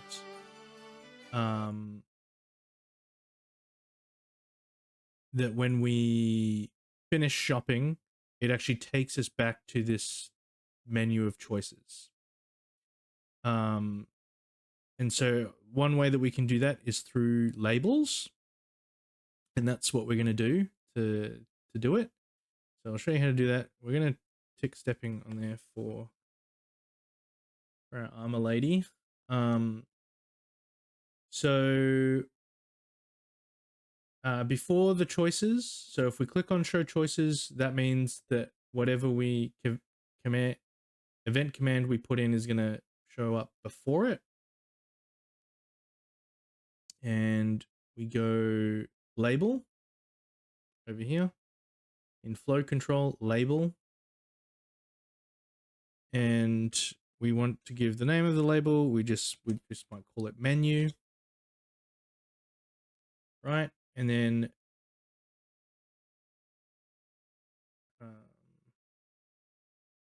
now I could put it at the end of each of these, but I'm pretty sure if I... No, yeah, I'll need to do that. Yeah. Yeah, that's fine. Yeah, so now we just want to go jump to label. And then we got to put in the name. So it's obviously going to be case sensitive. So you need to make sure that the name that you give it in jump to label perfectly matches the label that you've got there. Otherwise, it's not going to work. We're just going to copy and paste that down there. And so now, when we jump into the game, look, she's stepping now. So we look at the helmets, we exit, now it takes us back.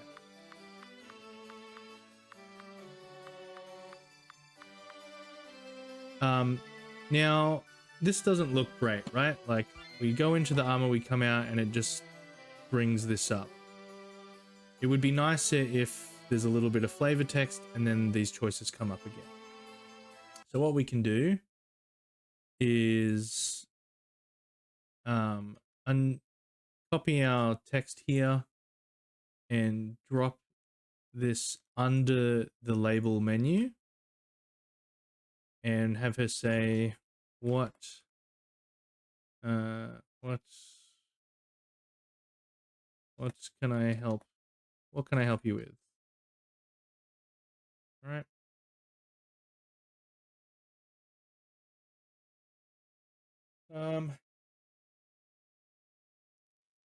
Excuse me. Sorry, guys. I thought you were gonna sneeze again. Ugh, goodness. Cool. So, welcome to my awesome armor shop. What can I help you with? choices. So then every time it jumps back to the menu label, it will then say, what can I help you with? And then the choices will come up. So let's see that in action. So yeah, labels are like, this is a very simple way to use a label. And I can't think off the top of my head more creative ways to use it, but I'm sure you guys can come up with something. And I'm sure we will come up with something as we continue to build this game. So what can I help you with? Helmets. And then she says again, what can I help you with? So we don't just have that menu just floating by itself. Very good.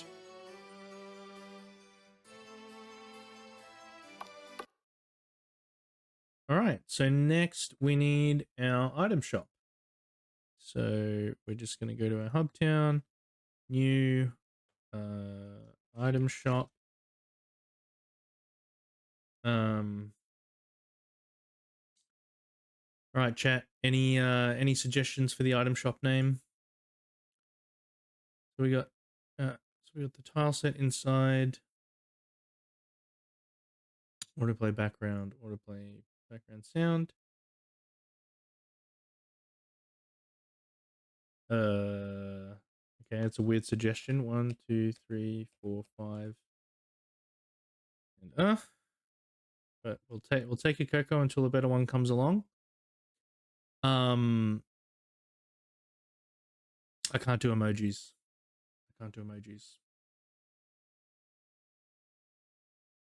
Okay, let's make this place weird.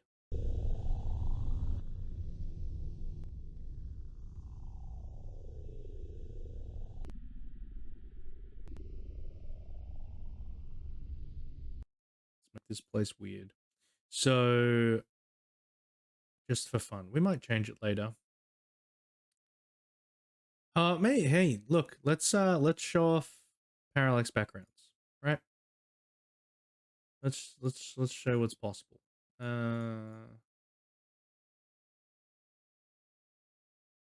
What is that? Dark space. So we'll have that. And then we're going to make it loop slowly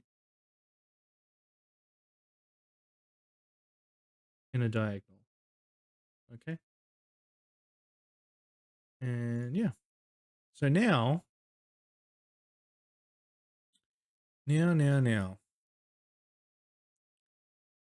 Let's get weird. Let's get weird with this. Pocket shop. Okay. Contains a pocket universe. Yeah. Pocket shop. Also, you can buy hot pockets here. Pocket shop.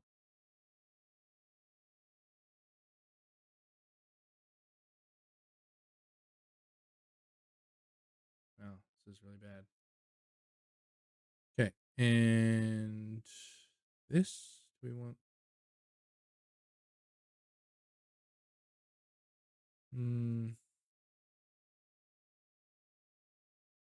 It's spooky. I don't want it to be spooky.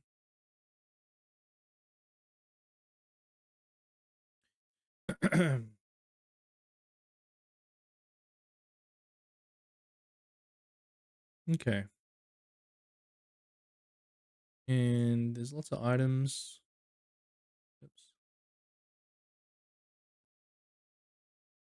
Maybe it's kind of built like a convenience store.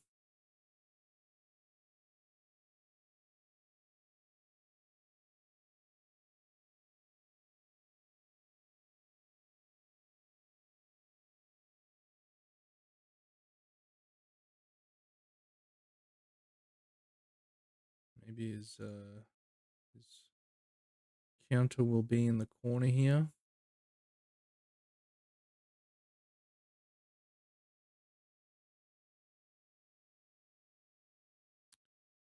And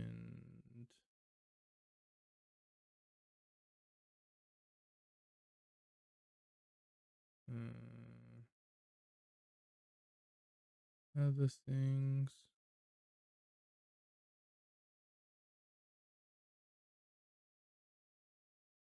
move this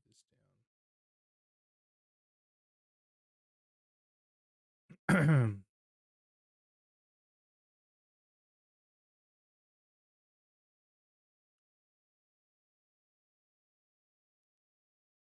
All right. Like a convenience store. Maybe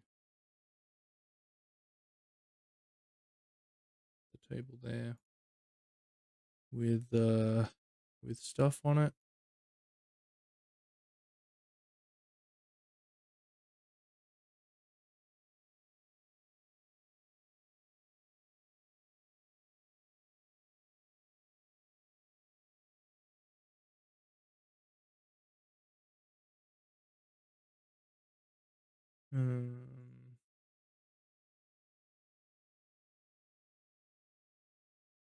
Yeah, it's like a weird space. Just a weird space and a weird place. Maybe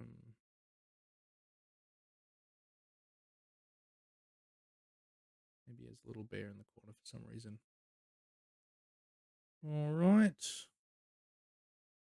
Cool. So now we need our NPC.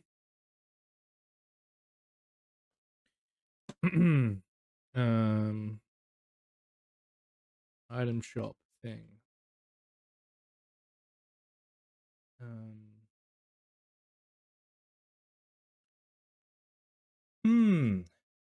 Could we have? Oh, look at that guy. He's spooky. There we go. Stepping. And yeah. So he says nothing. And then the shop comes up. Shop processing. And he sells a potion. And he sells magic water. We haven't changed any of the items yet. So that will do for now.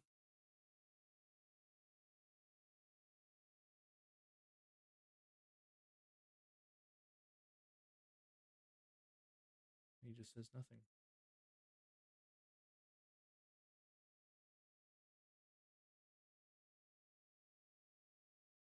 Okay. Now we got our item shop.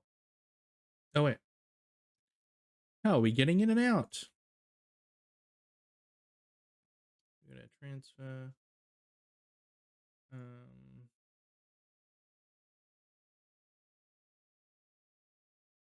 Over there. Da-da-da.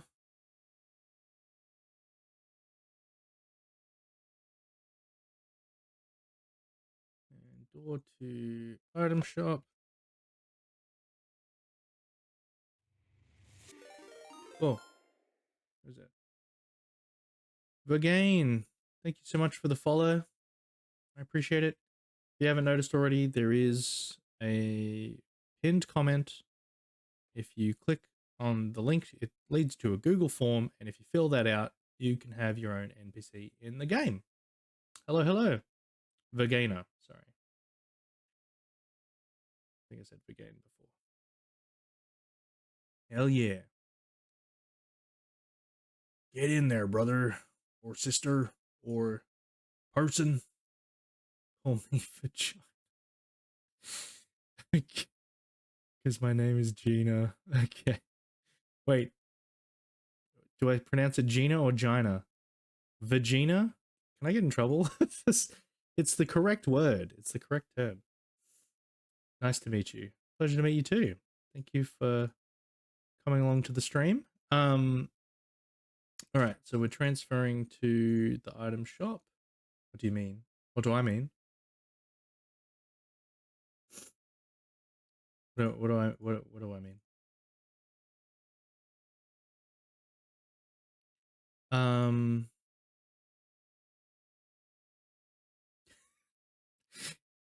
Gina, stop.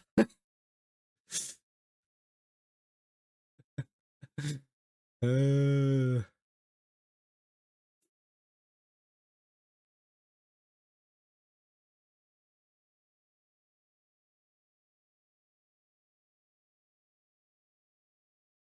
I came into the stream, but what are you playing? We're not playing.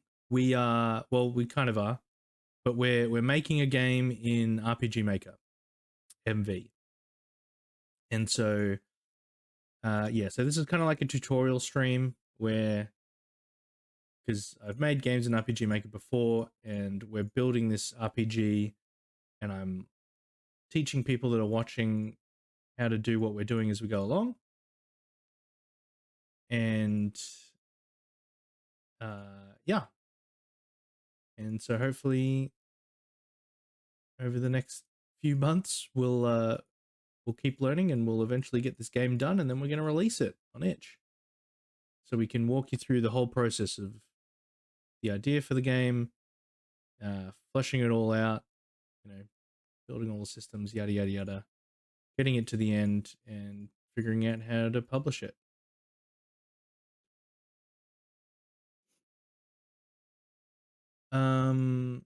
Cool. We built our shop. Let's check it out.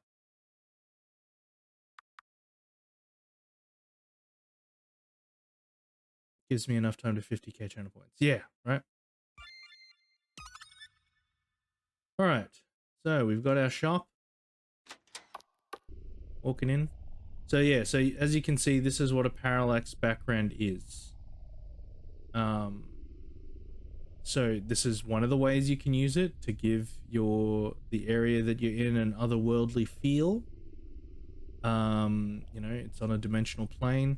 You can also use it if you're like in an area where you want to look over the edge of a cliff and there's water down below, or a valley or something. Different ways you can do that.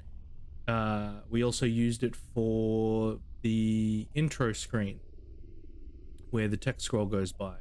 We made it so that there's that cloudy sky that just slowly moves past.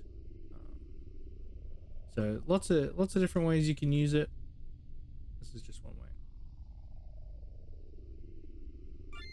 Cool.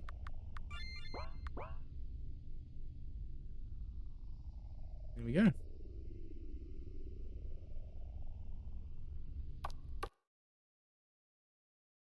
And there you have it.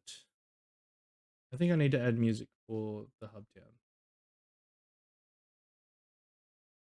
It's too sad.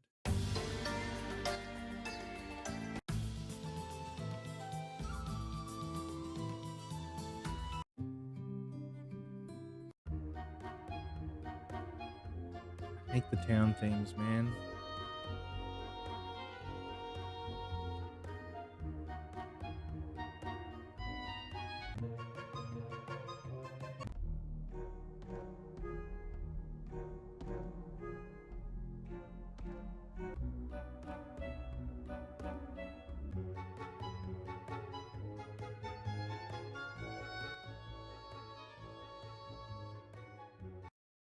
Yeah, all right.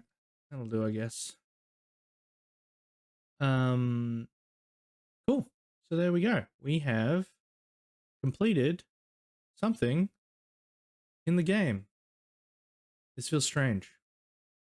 This feels strange, actually. Well, I mean, you know, we're gonna come back to this and redo, you know, like the way the shops and the inn and all of that stuff looks.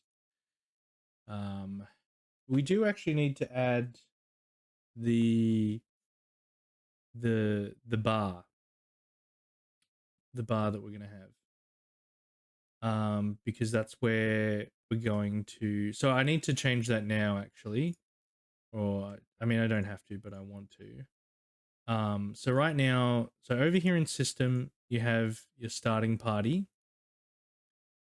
And this is how you tell the game, oh, this is who I want with me at the start.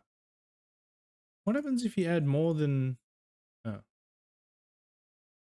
So you should only be able to add 4. because that's the maximum amount that you can have in your party. Again, with plugins, you can change that. But we just want the knight by himself because he hasn't gathered his party members yet. And yeah, so that's that. So you'll start off by yourself. Where am I going to stick the bar? I'm going to move stuff around.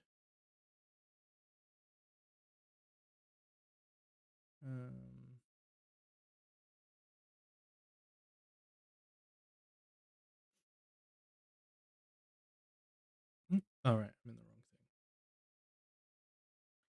thing. What if we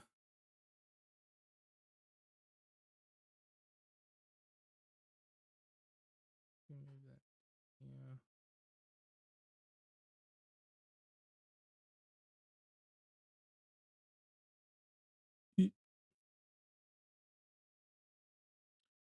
And grab that, slap that down there. Grab our rock friend, move him down. Maybe we'll move that down a bit more. One more.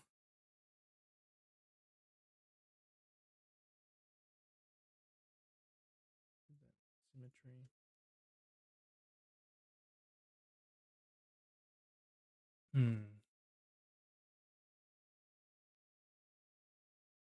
Also don't like this. I want to move this.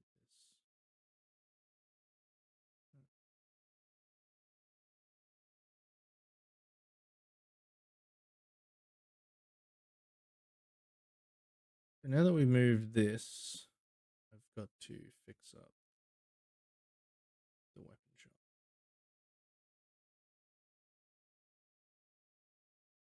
Just always remember that. Whenever you're moving anything on your map, you gotta fix everything. Do I want the bar to go there? Is it gonna be a little bar? Just a teeny tiny little spot? Little place? What looks like a bar? What does this look like?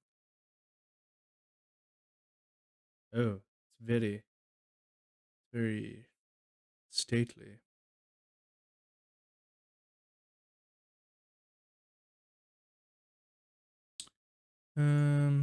What about this one? What does that look like? Yeah, yeah.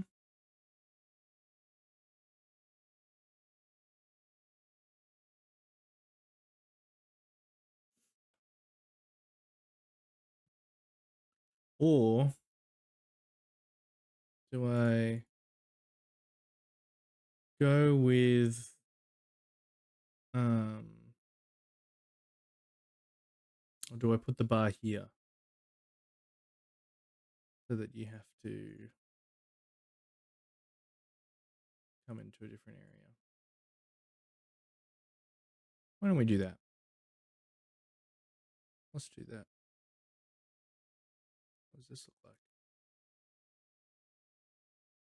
It's kind of nice. Oh, except it looks like a looks like a shack. We need a nicer roof.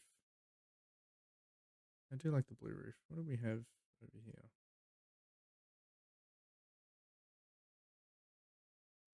Blue, blue, blue. Red. And a door. Or do we make it different? Do we make it a one of these?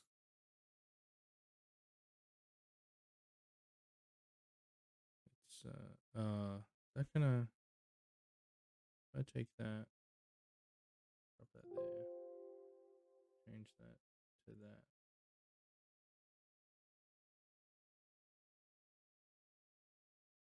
Yeah, that'll work. Okay. And we want to a bar thing. We want windows. Windows. It's such a simple looking shack.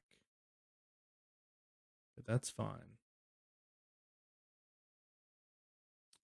Where's our chimneys? Chimney. Plonk. Right there. Cool. And we will add a new map. The bar. What's the name of the bar? Are we doing pie theme stuff? Chat? Any ideas for the name for the bar?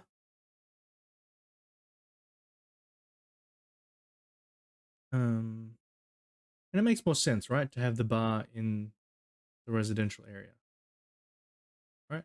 It's closer for everyone to get there. Makes sense to me. The holy cup.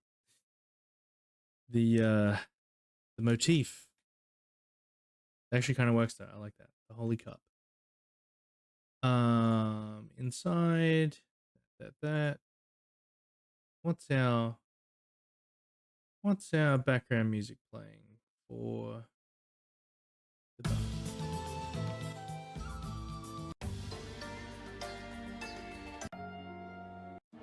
Call it protein bar. I like where your head's at, Harlequin.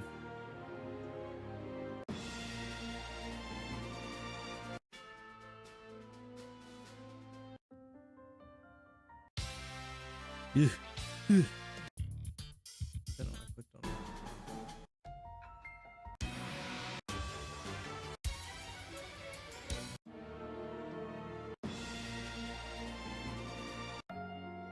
What's a good... What if it's lower?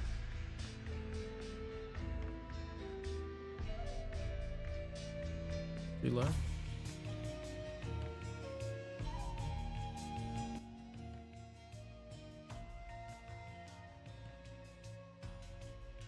Yeah, okay. That's fine. We'll do that. All right. We got our bar. And yeah, let's get this set up, right? We need our introductory area. We need to be able to gather... Oh, I should actually build the castle. We'll build the bar. And then we'll switch over to the castle. Because yeah, the castle needs... We need the castle because we need the king. Because the first objective is to go talk to the king. We also need to flip some... We need some switches. We need to flip some switches that... Yeah, to prevent the player from going anywhere and doing anything, so that they know that they need to go talk to the king first. So we'll get into that. All right, the bar. It's like a wood lodge vibe. Let's do that. Didn't look like that on the outside, but this is what it looks like on the inside. And it's what's on the inside that counts. And do we want this kind of flooring? Maybe. But we have... So we'll have a fireplace over here. Because we had the chimney there. Know what I'm saying? Oh, and look, I can show you how to add some... Gosh, it's so terrible. What is this one? Check this out. So we'll add an event. We'll call it fire. We will go into image and we will look at flame. Then you can see here, we got a big flame, we got a little flame. We could even have something that looks like that. I think we just want a straight up fire in there. So we'll click on this guy in the middle here. We want the middle one because when we turn on stepping, we want it to click between these two on either side. So we'll go stepping, and we don't need to add anything in the contents because it doesn't do anything. Or we could even say we could add some text.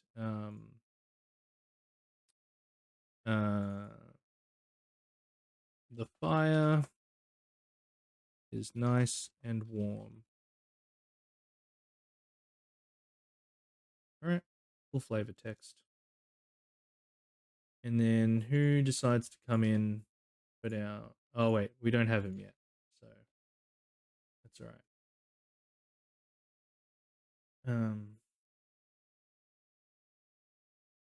Oh, and direction fix, so that way, because remember, if we, not that we can, but if we were to approach this, I don't think that's going to look right. If we were to approach this from this event from a different angle and select it, it would, and it didn't have direction fix on, it would switch to one of these and it would look stupid. Okay, and there we go. We got our fire. So we'll see that in action when we jump in. We've got a bar. We need a bar for our bartender. Maybe down here, like that. And we'll have lots of alcohol on the walls.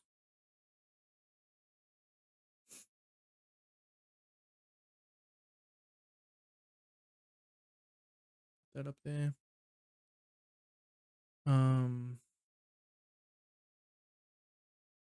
Well, we have a piano that someone's sitting at and playing. Maybe. Maybe not. Let's throw in some tables for our patrons to sit around.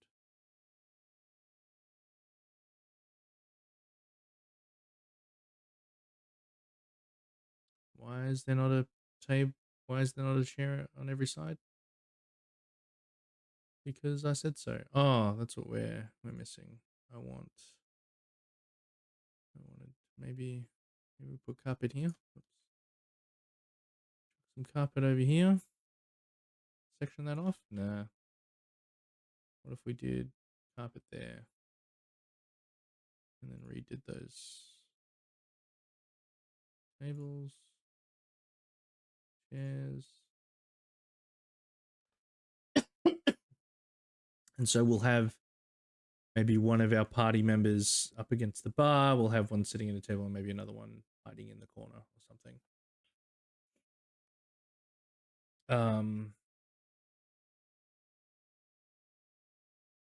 And what else? What else do we want to do? Let's put a nice painting on the wall. Oops. Lovely. Maybe over in the corner here. There. Looks a bit funny, but is what it is, man. And what do we want? Stools at the bar.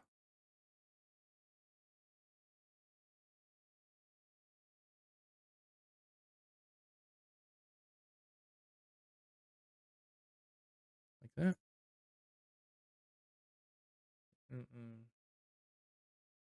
No. You could have one there. We'll get rid of that one. Put that one there.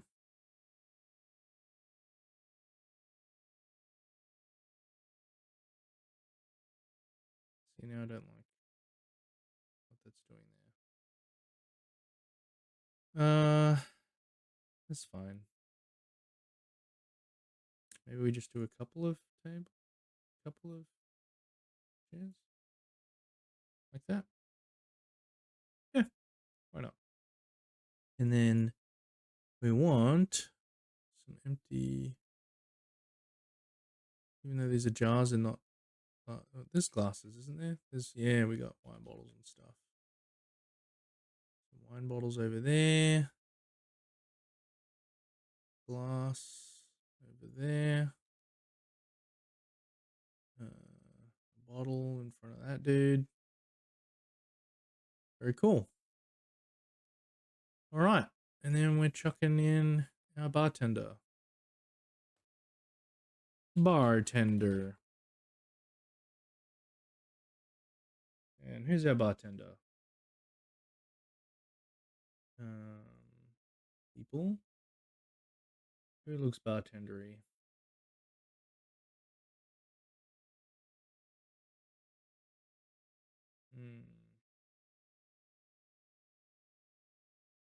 This big dude.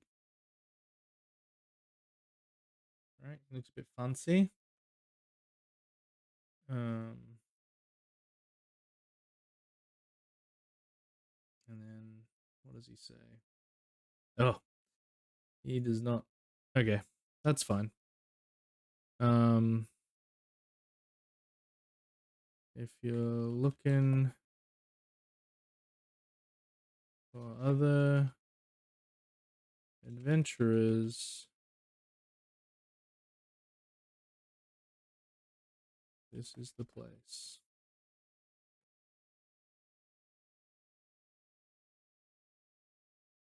We'll just make it that for now. And he's stepping. And look, maybe we give him a little path. We give him a little path because he's gonna be walking between. You know, he's got to be serving his customers, right? So if we go to custom, do we want him slow? Speed normal, frequency lower. So again, speed is how fast he moves between tiles. Frequency is how often he moves between tiles. And if we do a custom route, I mean, well, actually, we could just do random because he's stuck, right? He's stuck in this little space.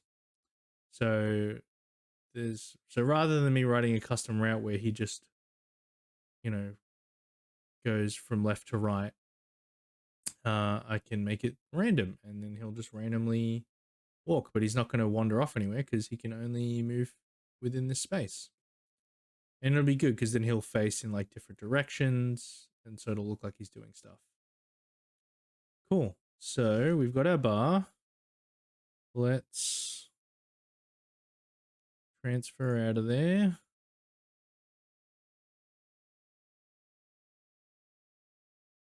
Over here, over there. Okay. Okay. And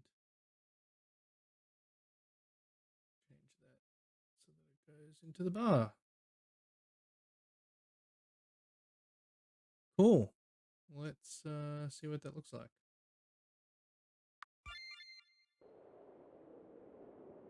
Yada yada yada yada yada yada yada yada.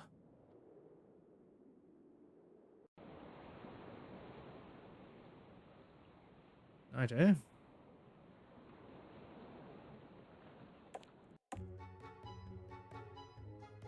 Oh, I forgot to move the door. There you go. There's a little reminder for you. I'll head over here. Oh, I don't have any music for this area. Okay.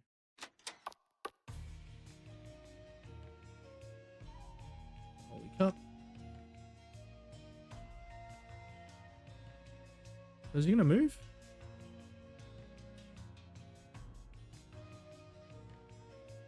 There we go.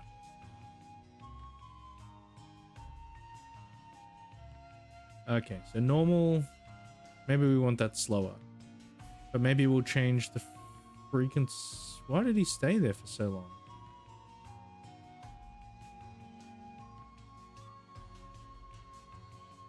Anyway. If you're looking for other adventurers, this is the place.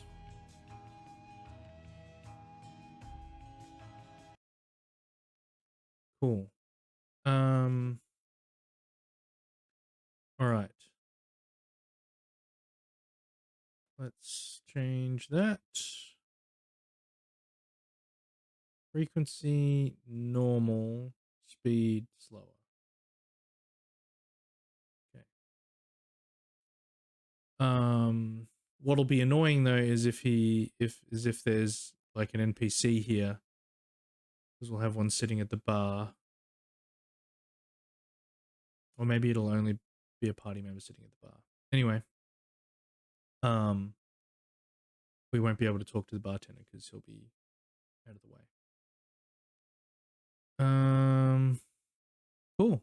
Let's fix up this. Just gotta literally drag that down there. I also need to make sure that the item shop moves us to the right spot. Okay. Okay. Also realize I moved this down for no reason. So I kind of need to put something here. Although we've still got to populate more NPCs into the game. So yeah. Oh, also let's fix that up.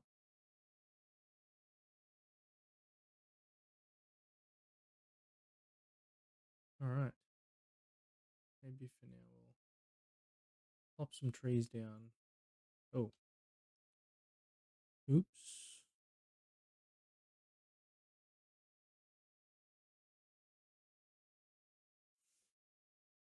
Okay.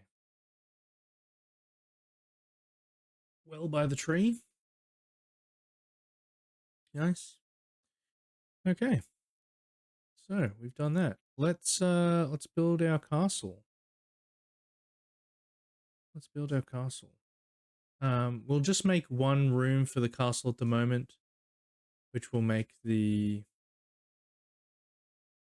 main hall that leads to the king.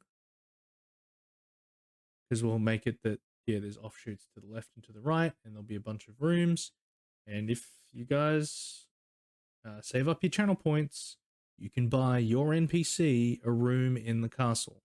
Obviously, you know, if they've got a room in the castle, they can't have a house, so you got to pick one. But yeah, you can make it that they live in the castle. So let's do what we need to do. Let's do a new.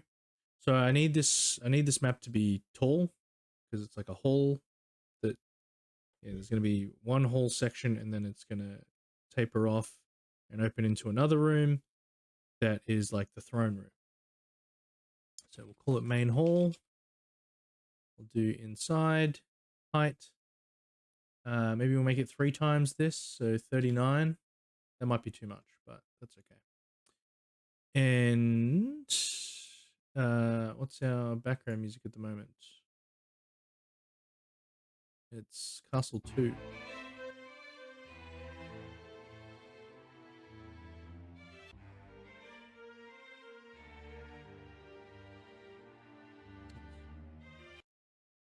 Stop and okay. Because what's this? Castle 2 at 80%. Yeah, so that's okay. Cool. Wow, yeah, that's going to be long. That's a long boy. We don't want it that long. Let's cut that in half, maybe. 15.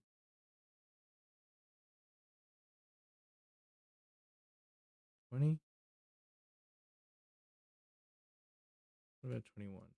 21? 21? No, that's too small. Or is it? Make up your mind. 25. Only 15k points for a castle room. Yeah, because it's like a small room. Whereas your house, well, I mean, the house is going to be pretty basic as well. But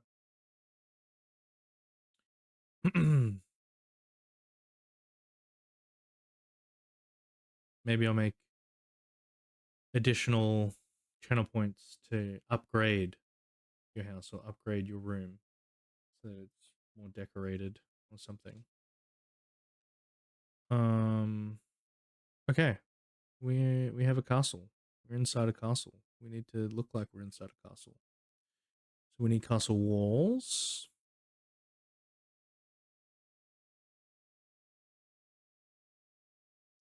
The entrance there. That's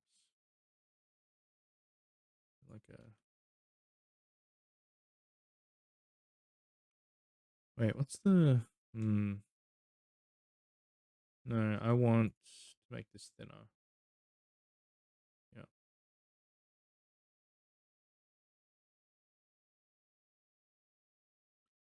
And so, yeah, there will be offshoots like this way. Channel points are turning into this weird meta RPG. Yeah, right? Game within a game.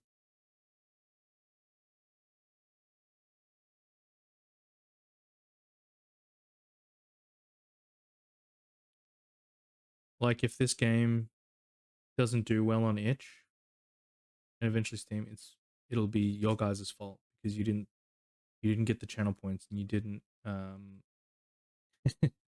make the game more interesting. Responsibility is on you. So let's move this down.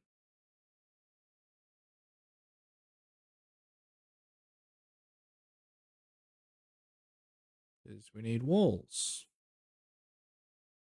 Something you always got to think about with your mapping is the walls.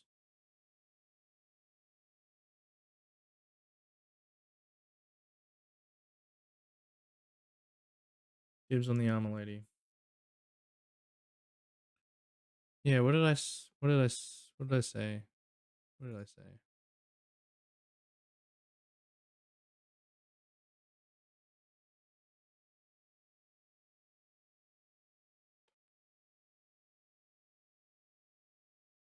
Wait, what do you mean dibs on the armor lady?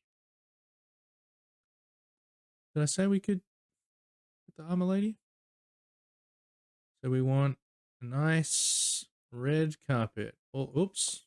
Oh, that kind of looks nice though with just the full carpet, but I was thinking more straight shot to the throne. Where's the throne? There it is. Wait. Oh, no, I miscalculated. I thought the throne was only 4 across. But it's 3, which makes sense because you have to be able to sit your NPC on there. What a fool am I? Oh, should be a bit of foreshadowing maybe. So let's change that back. Never mind. Never mind. Oops. There we go. Problem solved. And slap that bad boy on there. Do we want stairs leading upwards?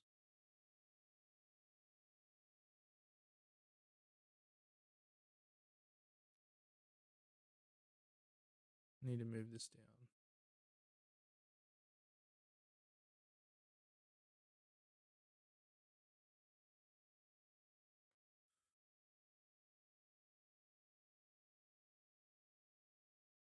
Okay, I do want that to be longer. Height 28, maybe 3 more tiles. 3 more tiles worth.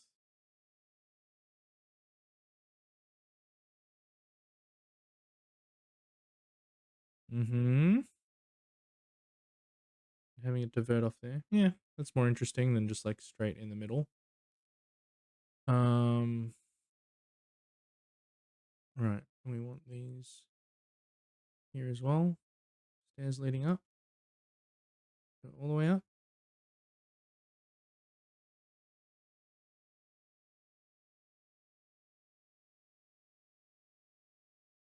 That looks better, I think. But if that's like that.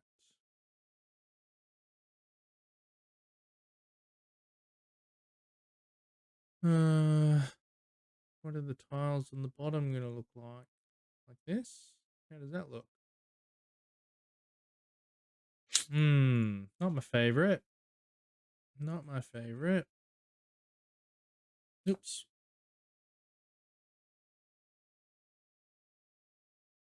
That looks silly. Know what I mean? know what I mean? That.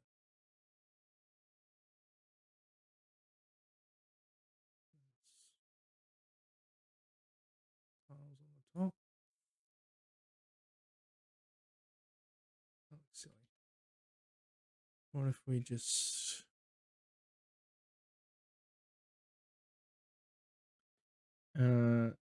what do I need to roll to feed Coco's horse an apple? Going to slowly turn this into a dating sim. I mean, it's an idea. It's an idea.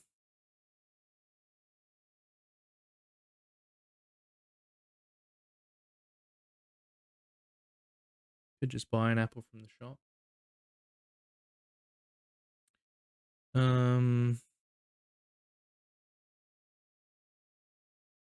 So this is another, I haven't shown this before. So you've got the different tile things here. This thing here is the shadow pen for drawing down shadows. So see how that makes that look like it's a ledge, and now it just makes it seem like it's the floor with everything else.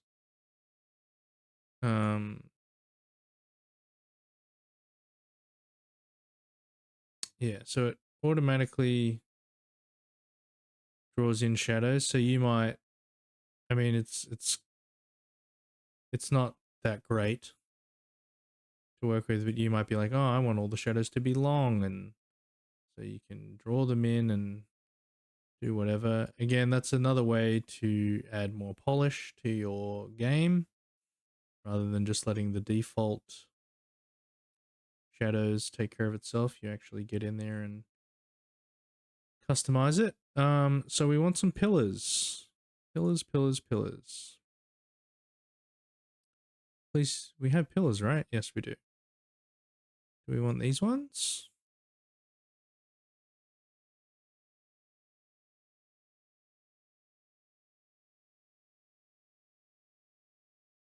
Yeah.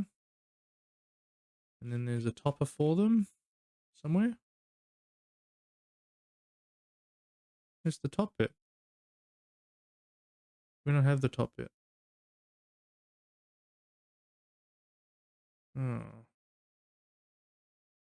Wait, am I missing something? So normally they give you like the other side of the pillar. That might only be in the dungeon tile set. So really it wants these to be like right up against the wall. Like so.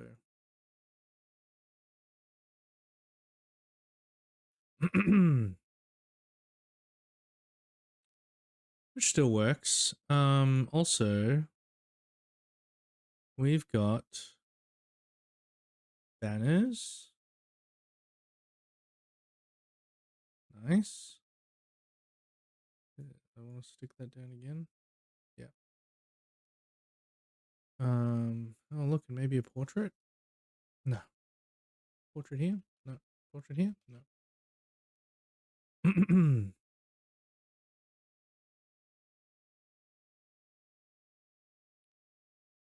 Yeah, that's pretty cool.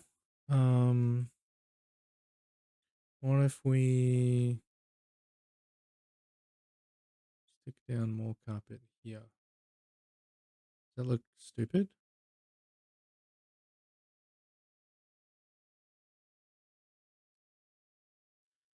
Hmm. All right, we don't need to get into the nitty and gritty. We just need the throne room so we can approach the king. All right. The king. Elvis himself.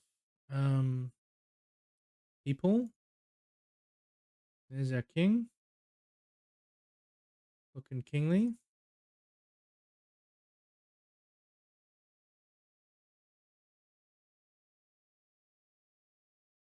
And we got this. Hail. Hail, adventurer.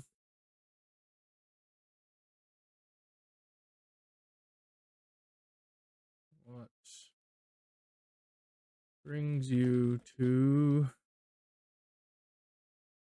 the land of the Crust. You know, this isn't final text. We're just building this for now. I seek the great treasure of the Sky Temple.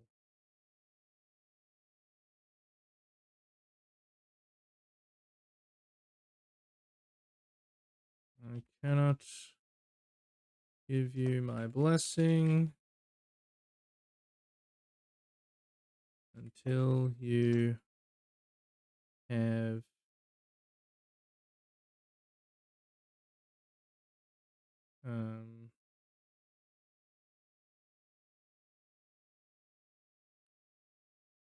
three more.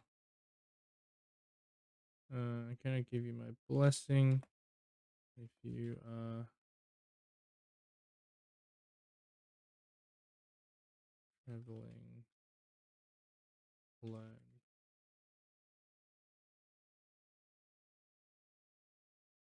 Yeah, traveling alone.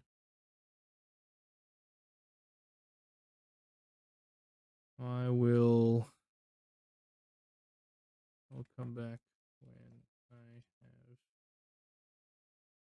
a full party. Obviously, we want to change the dialogue so that it's not like that, but that's enough for now for placeholder. So we want to, for our tutorial, so we drop into the tutorial area, we come into the hub town, and we want the player to not be distracted by the shops, but to go straight to the king.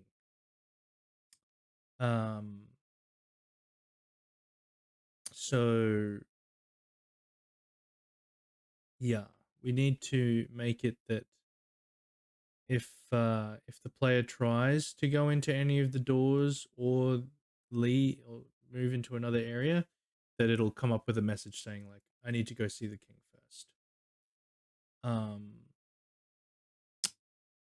So what we need to do is copy these event pages and paste them.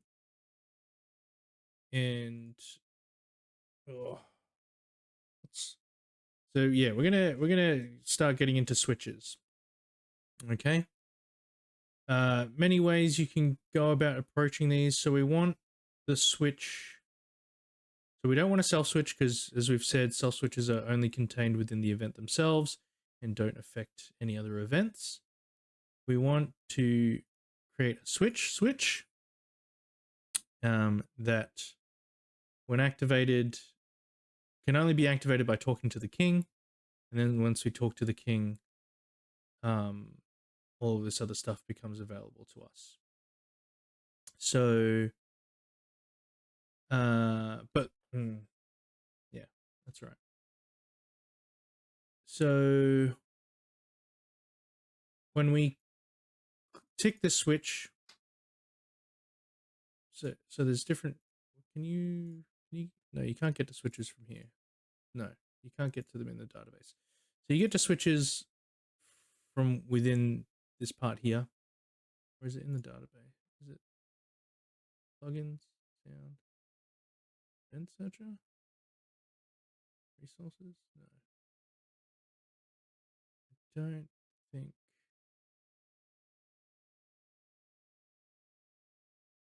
There's other ways. No, there's no other way to get to switches.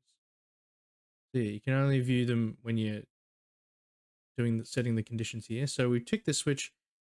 Right now the switch is set to switch 1. If we another way you can bring up switches is in the contents of your event. If you create a new event command and go to control switches, then here you can also get to the switch selector, and this is where you can change things. So, but that's all right. We'll go through it from the conditions page. So, yeah, we've ticked switch. We're going into this here. You can change the maximum number of switches you have, which you'll probably want to do because if you're making a full game, by the end, you're probably going to have a lot of switches. Unless, yeah, your game's very linear. It can only happen in one direction. But yeah, if you change it, the switches are done in sets of 20. I don't know why. There's probably some programming reason for that. But yeah, it'll generate them in groups of 20. I guess it's another way for you to categorize your switches. But yeah. So switch 01 is going to be our first switch, and we're going to give it a name. We'll just say spoke to king. I think you can change that layout of the switch selector. Find,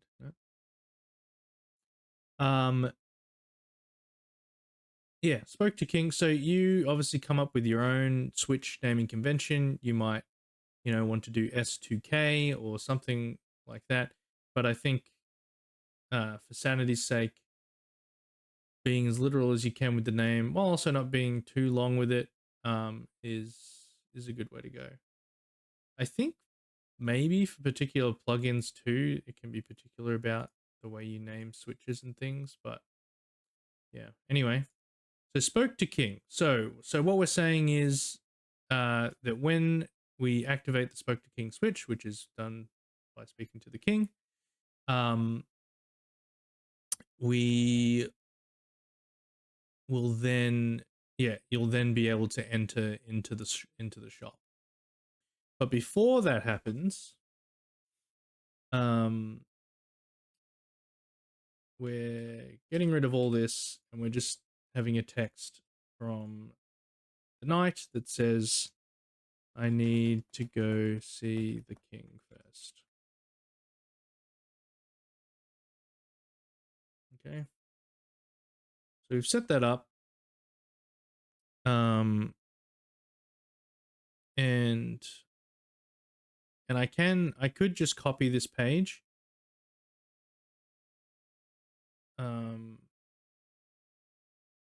This particular event page and slap it into all these other ones.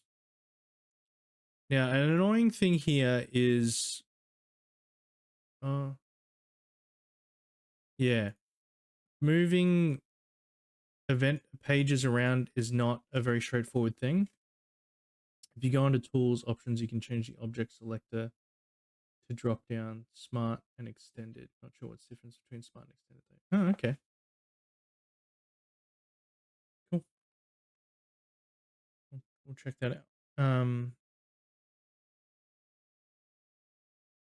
Yeah, so maybe anyone in the chat that knows more about this.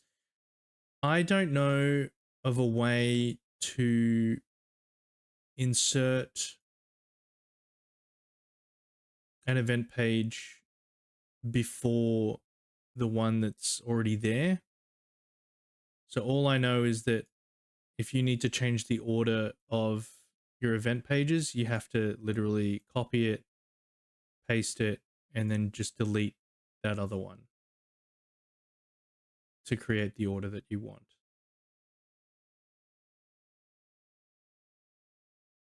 Yeah, copy the first page, delete it, paste it. Yeah, you can't move them. Yeah, exactly. Which is really annoying. Because if you make any major changes, like you've got to juggle everything to put it in the position that you want it in, which is really annoying. RPG Maker sucks balls. Yeah, we love this engine, but we also hate it. Yeah, really annoying, really tedious. But so if you can plan ahead with the events that you're creating and think about the order that they need to go in, you can save yourself a bit of trouble.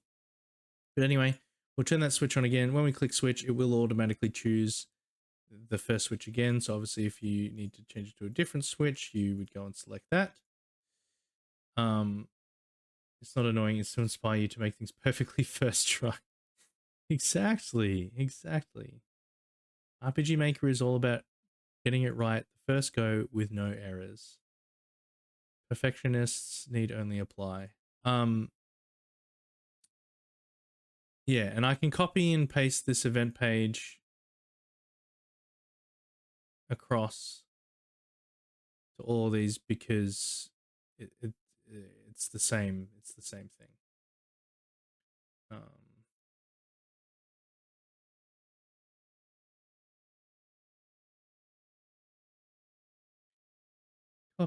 Copy, and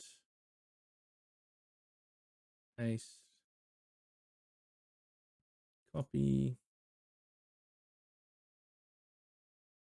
paste, delete. And look, we'll even copy this one and slap it over here.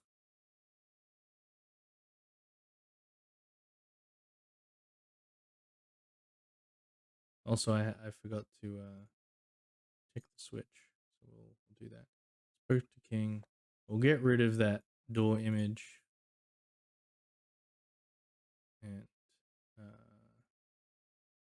And we'll add an extra thing here, right? So he's going to say, I need to go see the king first, but we want him to move. I want him to move back off of that tile. So we will insert set movement route in movement. We've got that set to player. So this is what I mean when it's important for you to name your events. Because if you want to do an action with a particular event, specifically for a cutscene, then naming everything is going to help you. Right. So, what do we want to do? We want to make the player move backwards. So one step backward, right? For safety's sake, you can just do skip if cannot move, and we don't want to repeat movements, and we want to wait for completion. All right. So he's gonna say, "I need to go see the king first." He'll step backward, and then player control will return. So,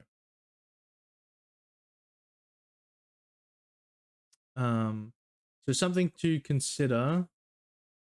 So because the player can only approach this event from one direction, having one step backward, having one step backward is safe because they can only move back to this tile here. But if they could say approach from either side here, you can soft lock your game if the player is facing a different direction and tries to step backward and can't move anywhere, and then you have it set that it doesn't skip if it can't move, and if it doesn't skip the movement, then yeah, you'll soft lock the game and you'll be stuck.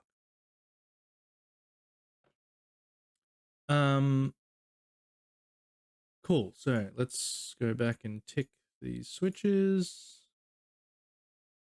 Okay, that's for everyone. Great.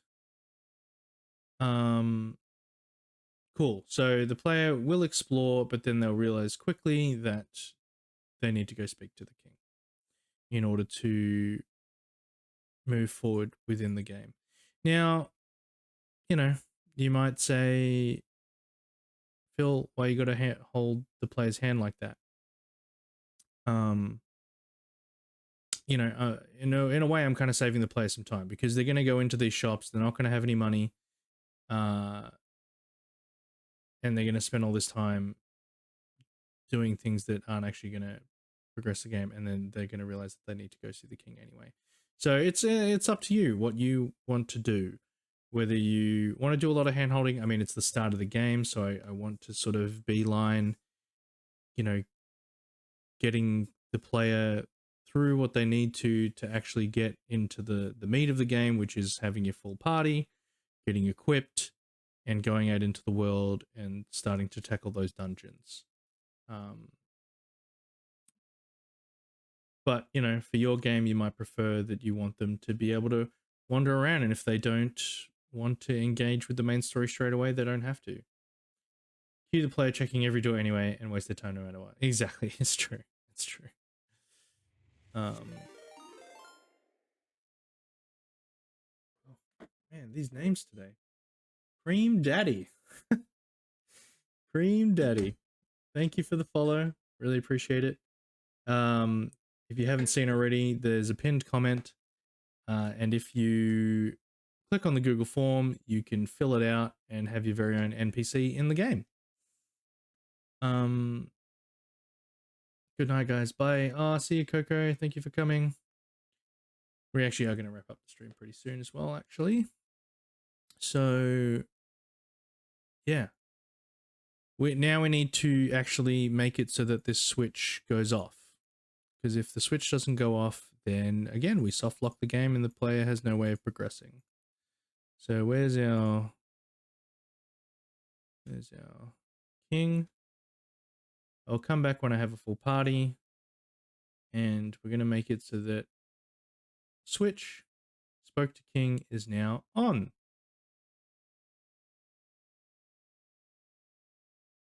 Thanks for the stream. We'll watch the rest of the VOD. Yeah, no worries. You won't be missing out on too much. Okay. We'll be wrapping up in the next 15 minutes. Yeah, so I will come back when I have a full party, and then the switch is going to turn on. So there's a couple of things we could do here. We could potentially just copy this page, paste it, and make it so instead of using a self switch, since we've already activated this switch, we could just use that as a way to loop the text. And so instead of, you know, giving the whole, you know, cutscene bit, he just gives you the text that's necessary to remind you of what your objective is. I cannot give you my blessing if you're traveling alone. I'll come back when I have a full party. Okay. So great. We need a way out of the castle and into the castle. So let's grab our event there. Leave the castle.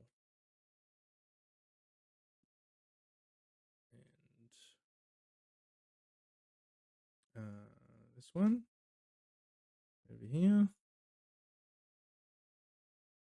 Down. Okay. Paste that. And we need a door. A door to the castle. Do we have a more interesting looking door? I don't know that we do. I mean, there's that. It kind of still doesn't look like a castle door. Also, should I make it a double door?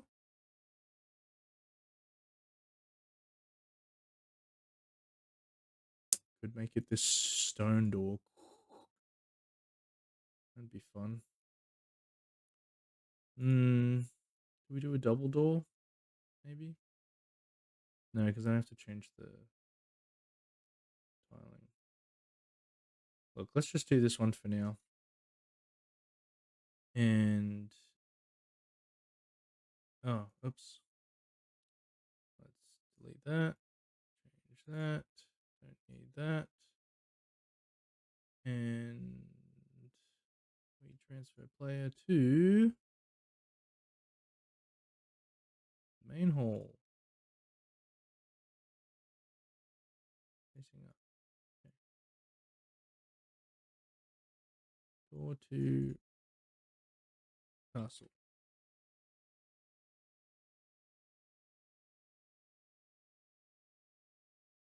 Hmm. I mean, well, look, it's not my favorite, but it is what it is. Cool. So, excuse me. Sorry, I drank that right into the mic there. Hear me slurping? Cool. I think we've done everything we need to do. Let's test it out. I really should, need to save.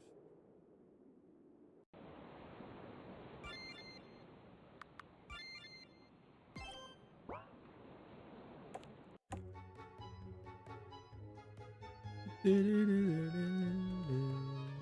we're gonna try the door. I need to go see the king first. We're gonna try the other door.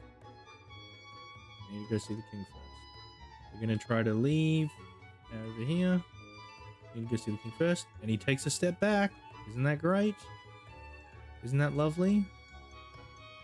Make sure all the doors work. Great.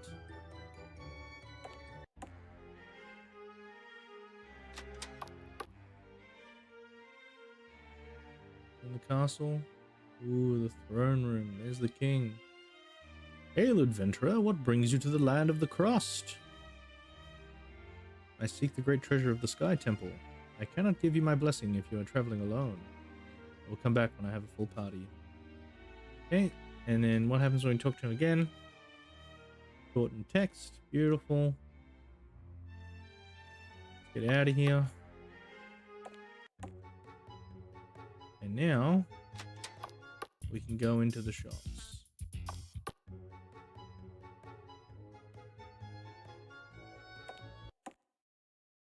And of course, we want to go to the bar. This is where we'll find our adventurers. And look at how look at it. The fire is nice and warm. It's a bit off. It needs to be lower. But we can fix that in another stream. So yeah, I think that's probably a pretty good place to stop. We've yeah. So what we would need to do next is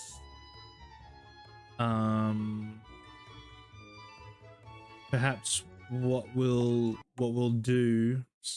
So we obviously want some NPCs. Good progress today. Yeah, thanks, Trailer. I think we did quite a bit actually. We did a lot. It was a long stream. Longer stream.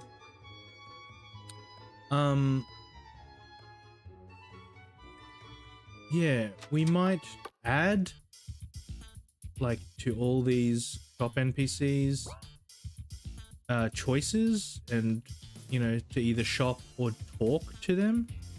And then if you talk to them, they'll go, oh, if you're looking for someone to join you, you should head to the bar. Right? Because we need something that says, and you know, perhaps we'll change some of the dialogue with the king to give a bit more direction there, instead of just the vague, oh yeah, just have a full party, because then the player's like, well, what do I do? How do I get to a full party? You know, and they won't necessarily know that the bar's all the way over here in the town. So yeah. So that might be some bad design on my part, you know, not having the bar here instead, so that they can, you know, access it easily. But then I guess it also encourages the player to explore a little bit more.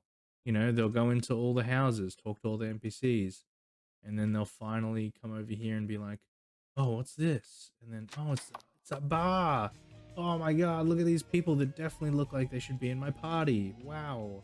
Wow-wow-wee. Wow-wow-wee-wah.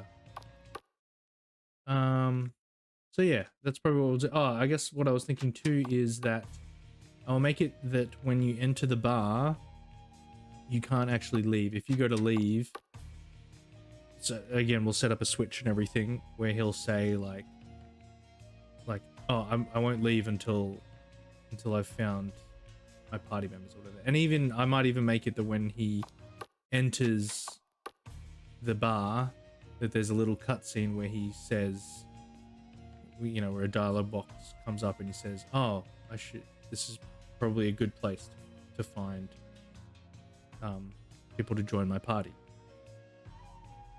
And you know, little things like that to prompt the player. But yeah, I think that's a good place to end it. Thank you so much, everyone that joined the stream today. Those who are in the chat and those who were lurking, I appreciate you all. Thank you so much to everyone that followed today as well. I think we had three new followers, so that's awesome, fantastic, and hopefully as well you've filled in that form so you can get your NPC in the game. I need to spend a little time next stream dropping some more NPCs in. I've been neglecting that a little bit, so we'll get to that. I'm changing my stream schedule a little bit. I haven't updated it on Twitch yet, but normally on Thursdays is a bit more of a chill stream where I just play whatever game I'm currently interested in playing. It's usually a more chill stream on Thursday, but I want to be making more progress with a simple RPG. I want to be doing it more because right now I'm only spending a couple of hours every week, whereas I want to spend a bit more time on it and, you know, get things moving along and get, you know, more opportunities for people to watch and get involved. So yeah, this Thursday, although this Thursday might get cancelled, just depending on some family things that are coming up. But if not, this Thursday I will be streaming making a simple RPG again. So we'll be doing more, and we'll get to do that stuff, setting up the bar and recruiting our party members. So that's exciting. If that interests you, come tune in on Thursday. Otherwise, have a good night, have a great week, and I will see you in the next one. Bye bye.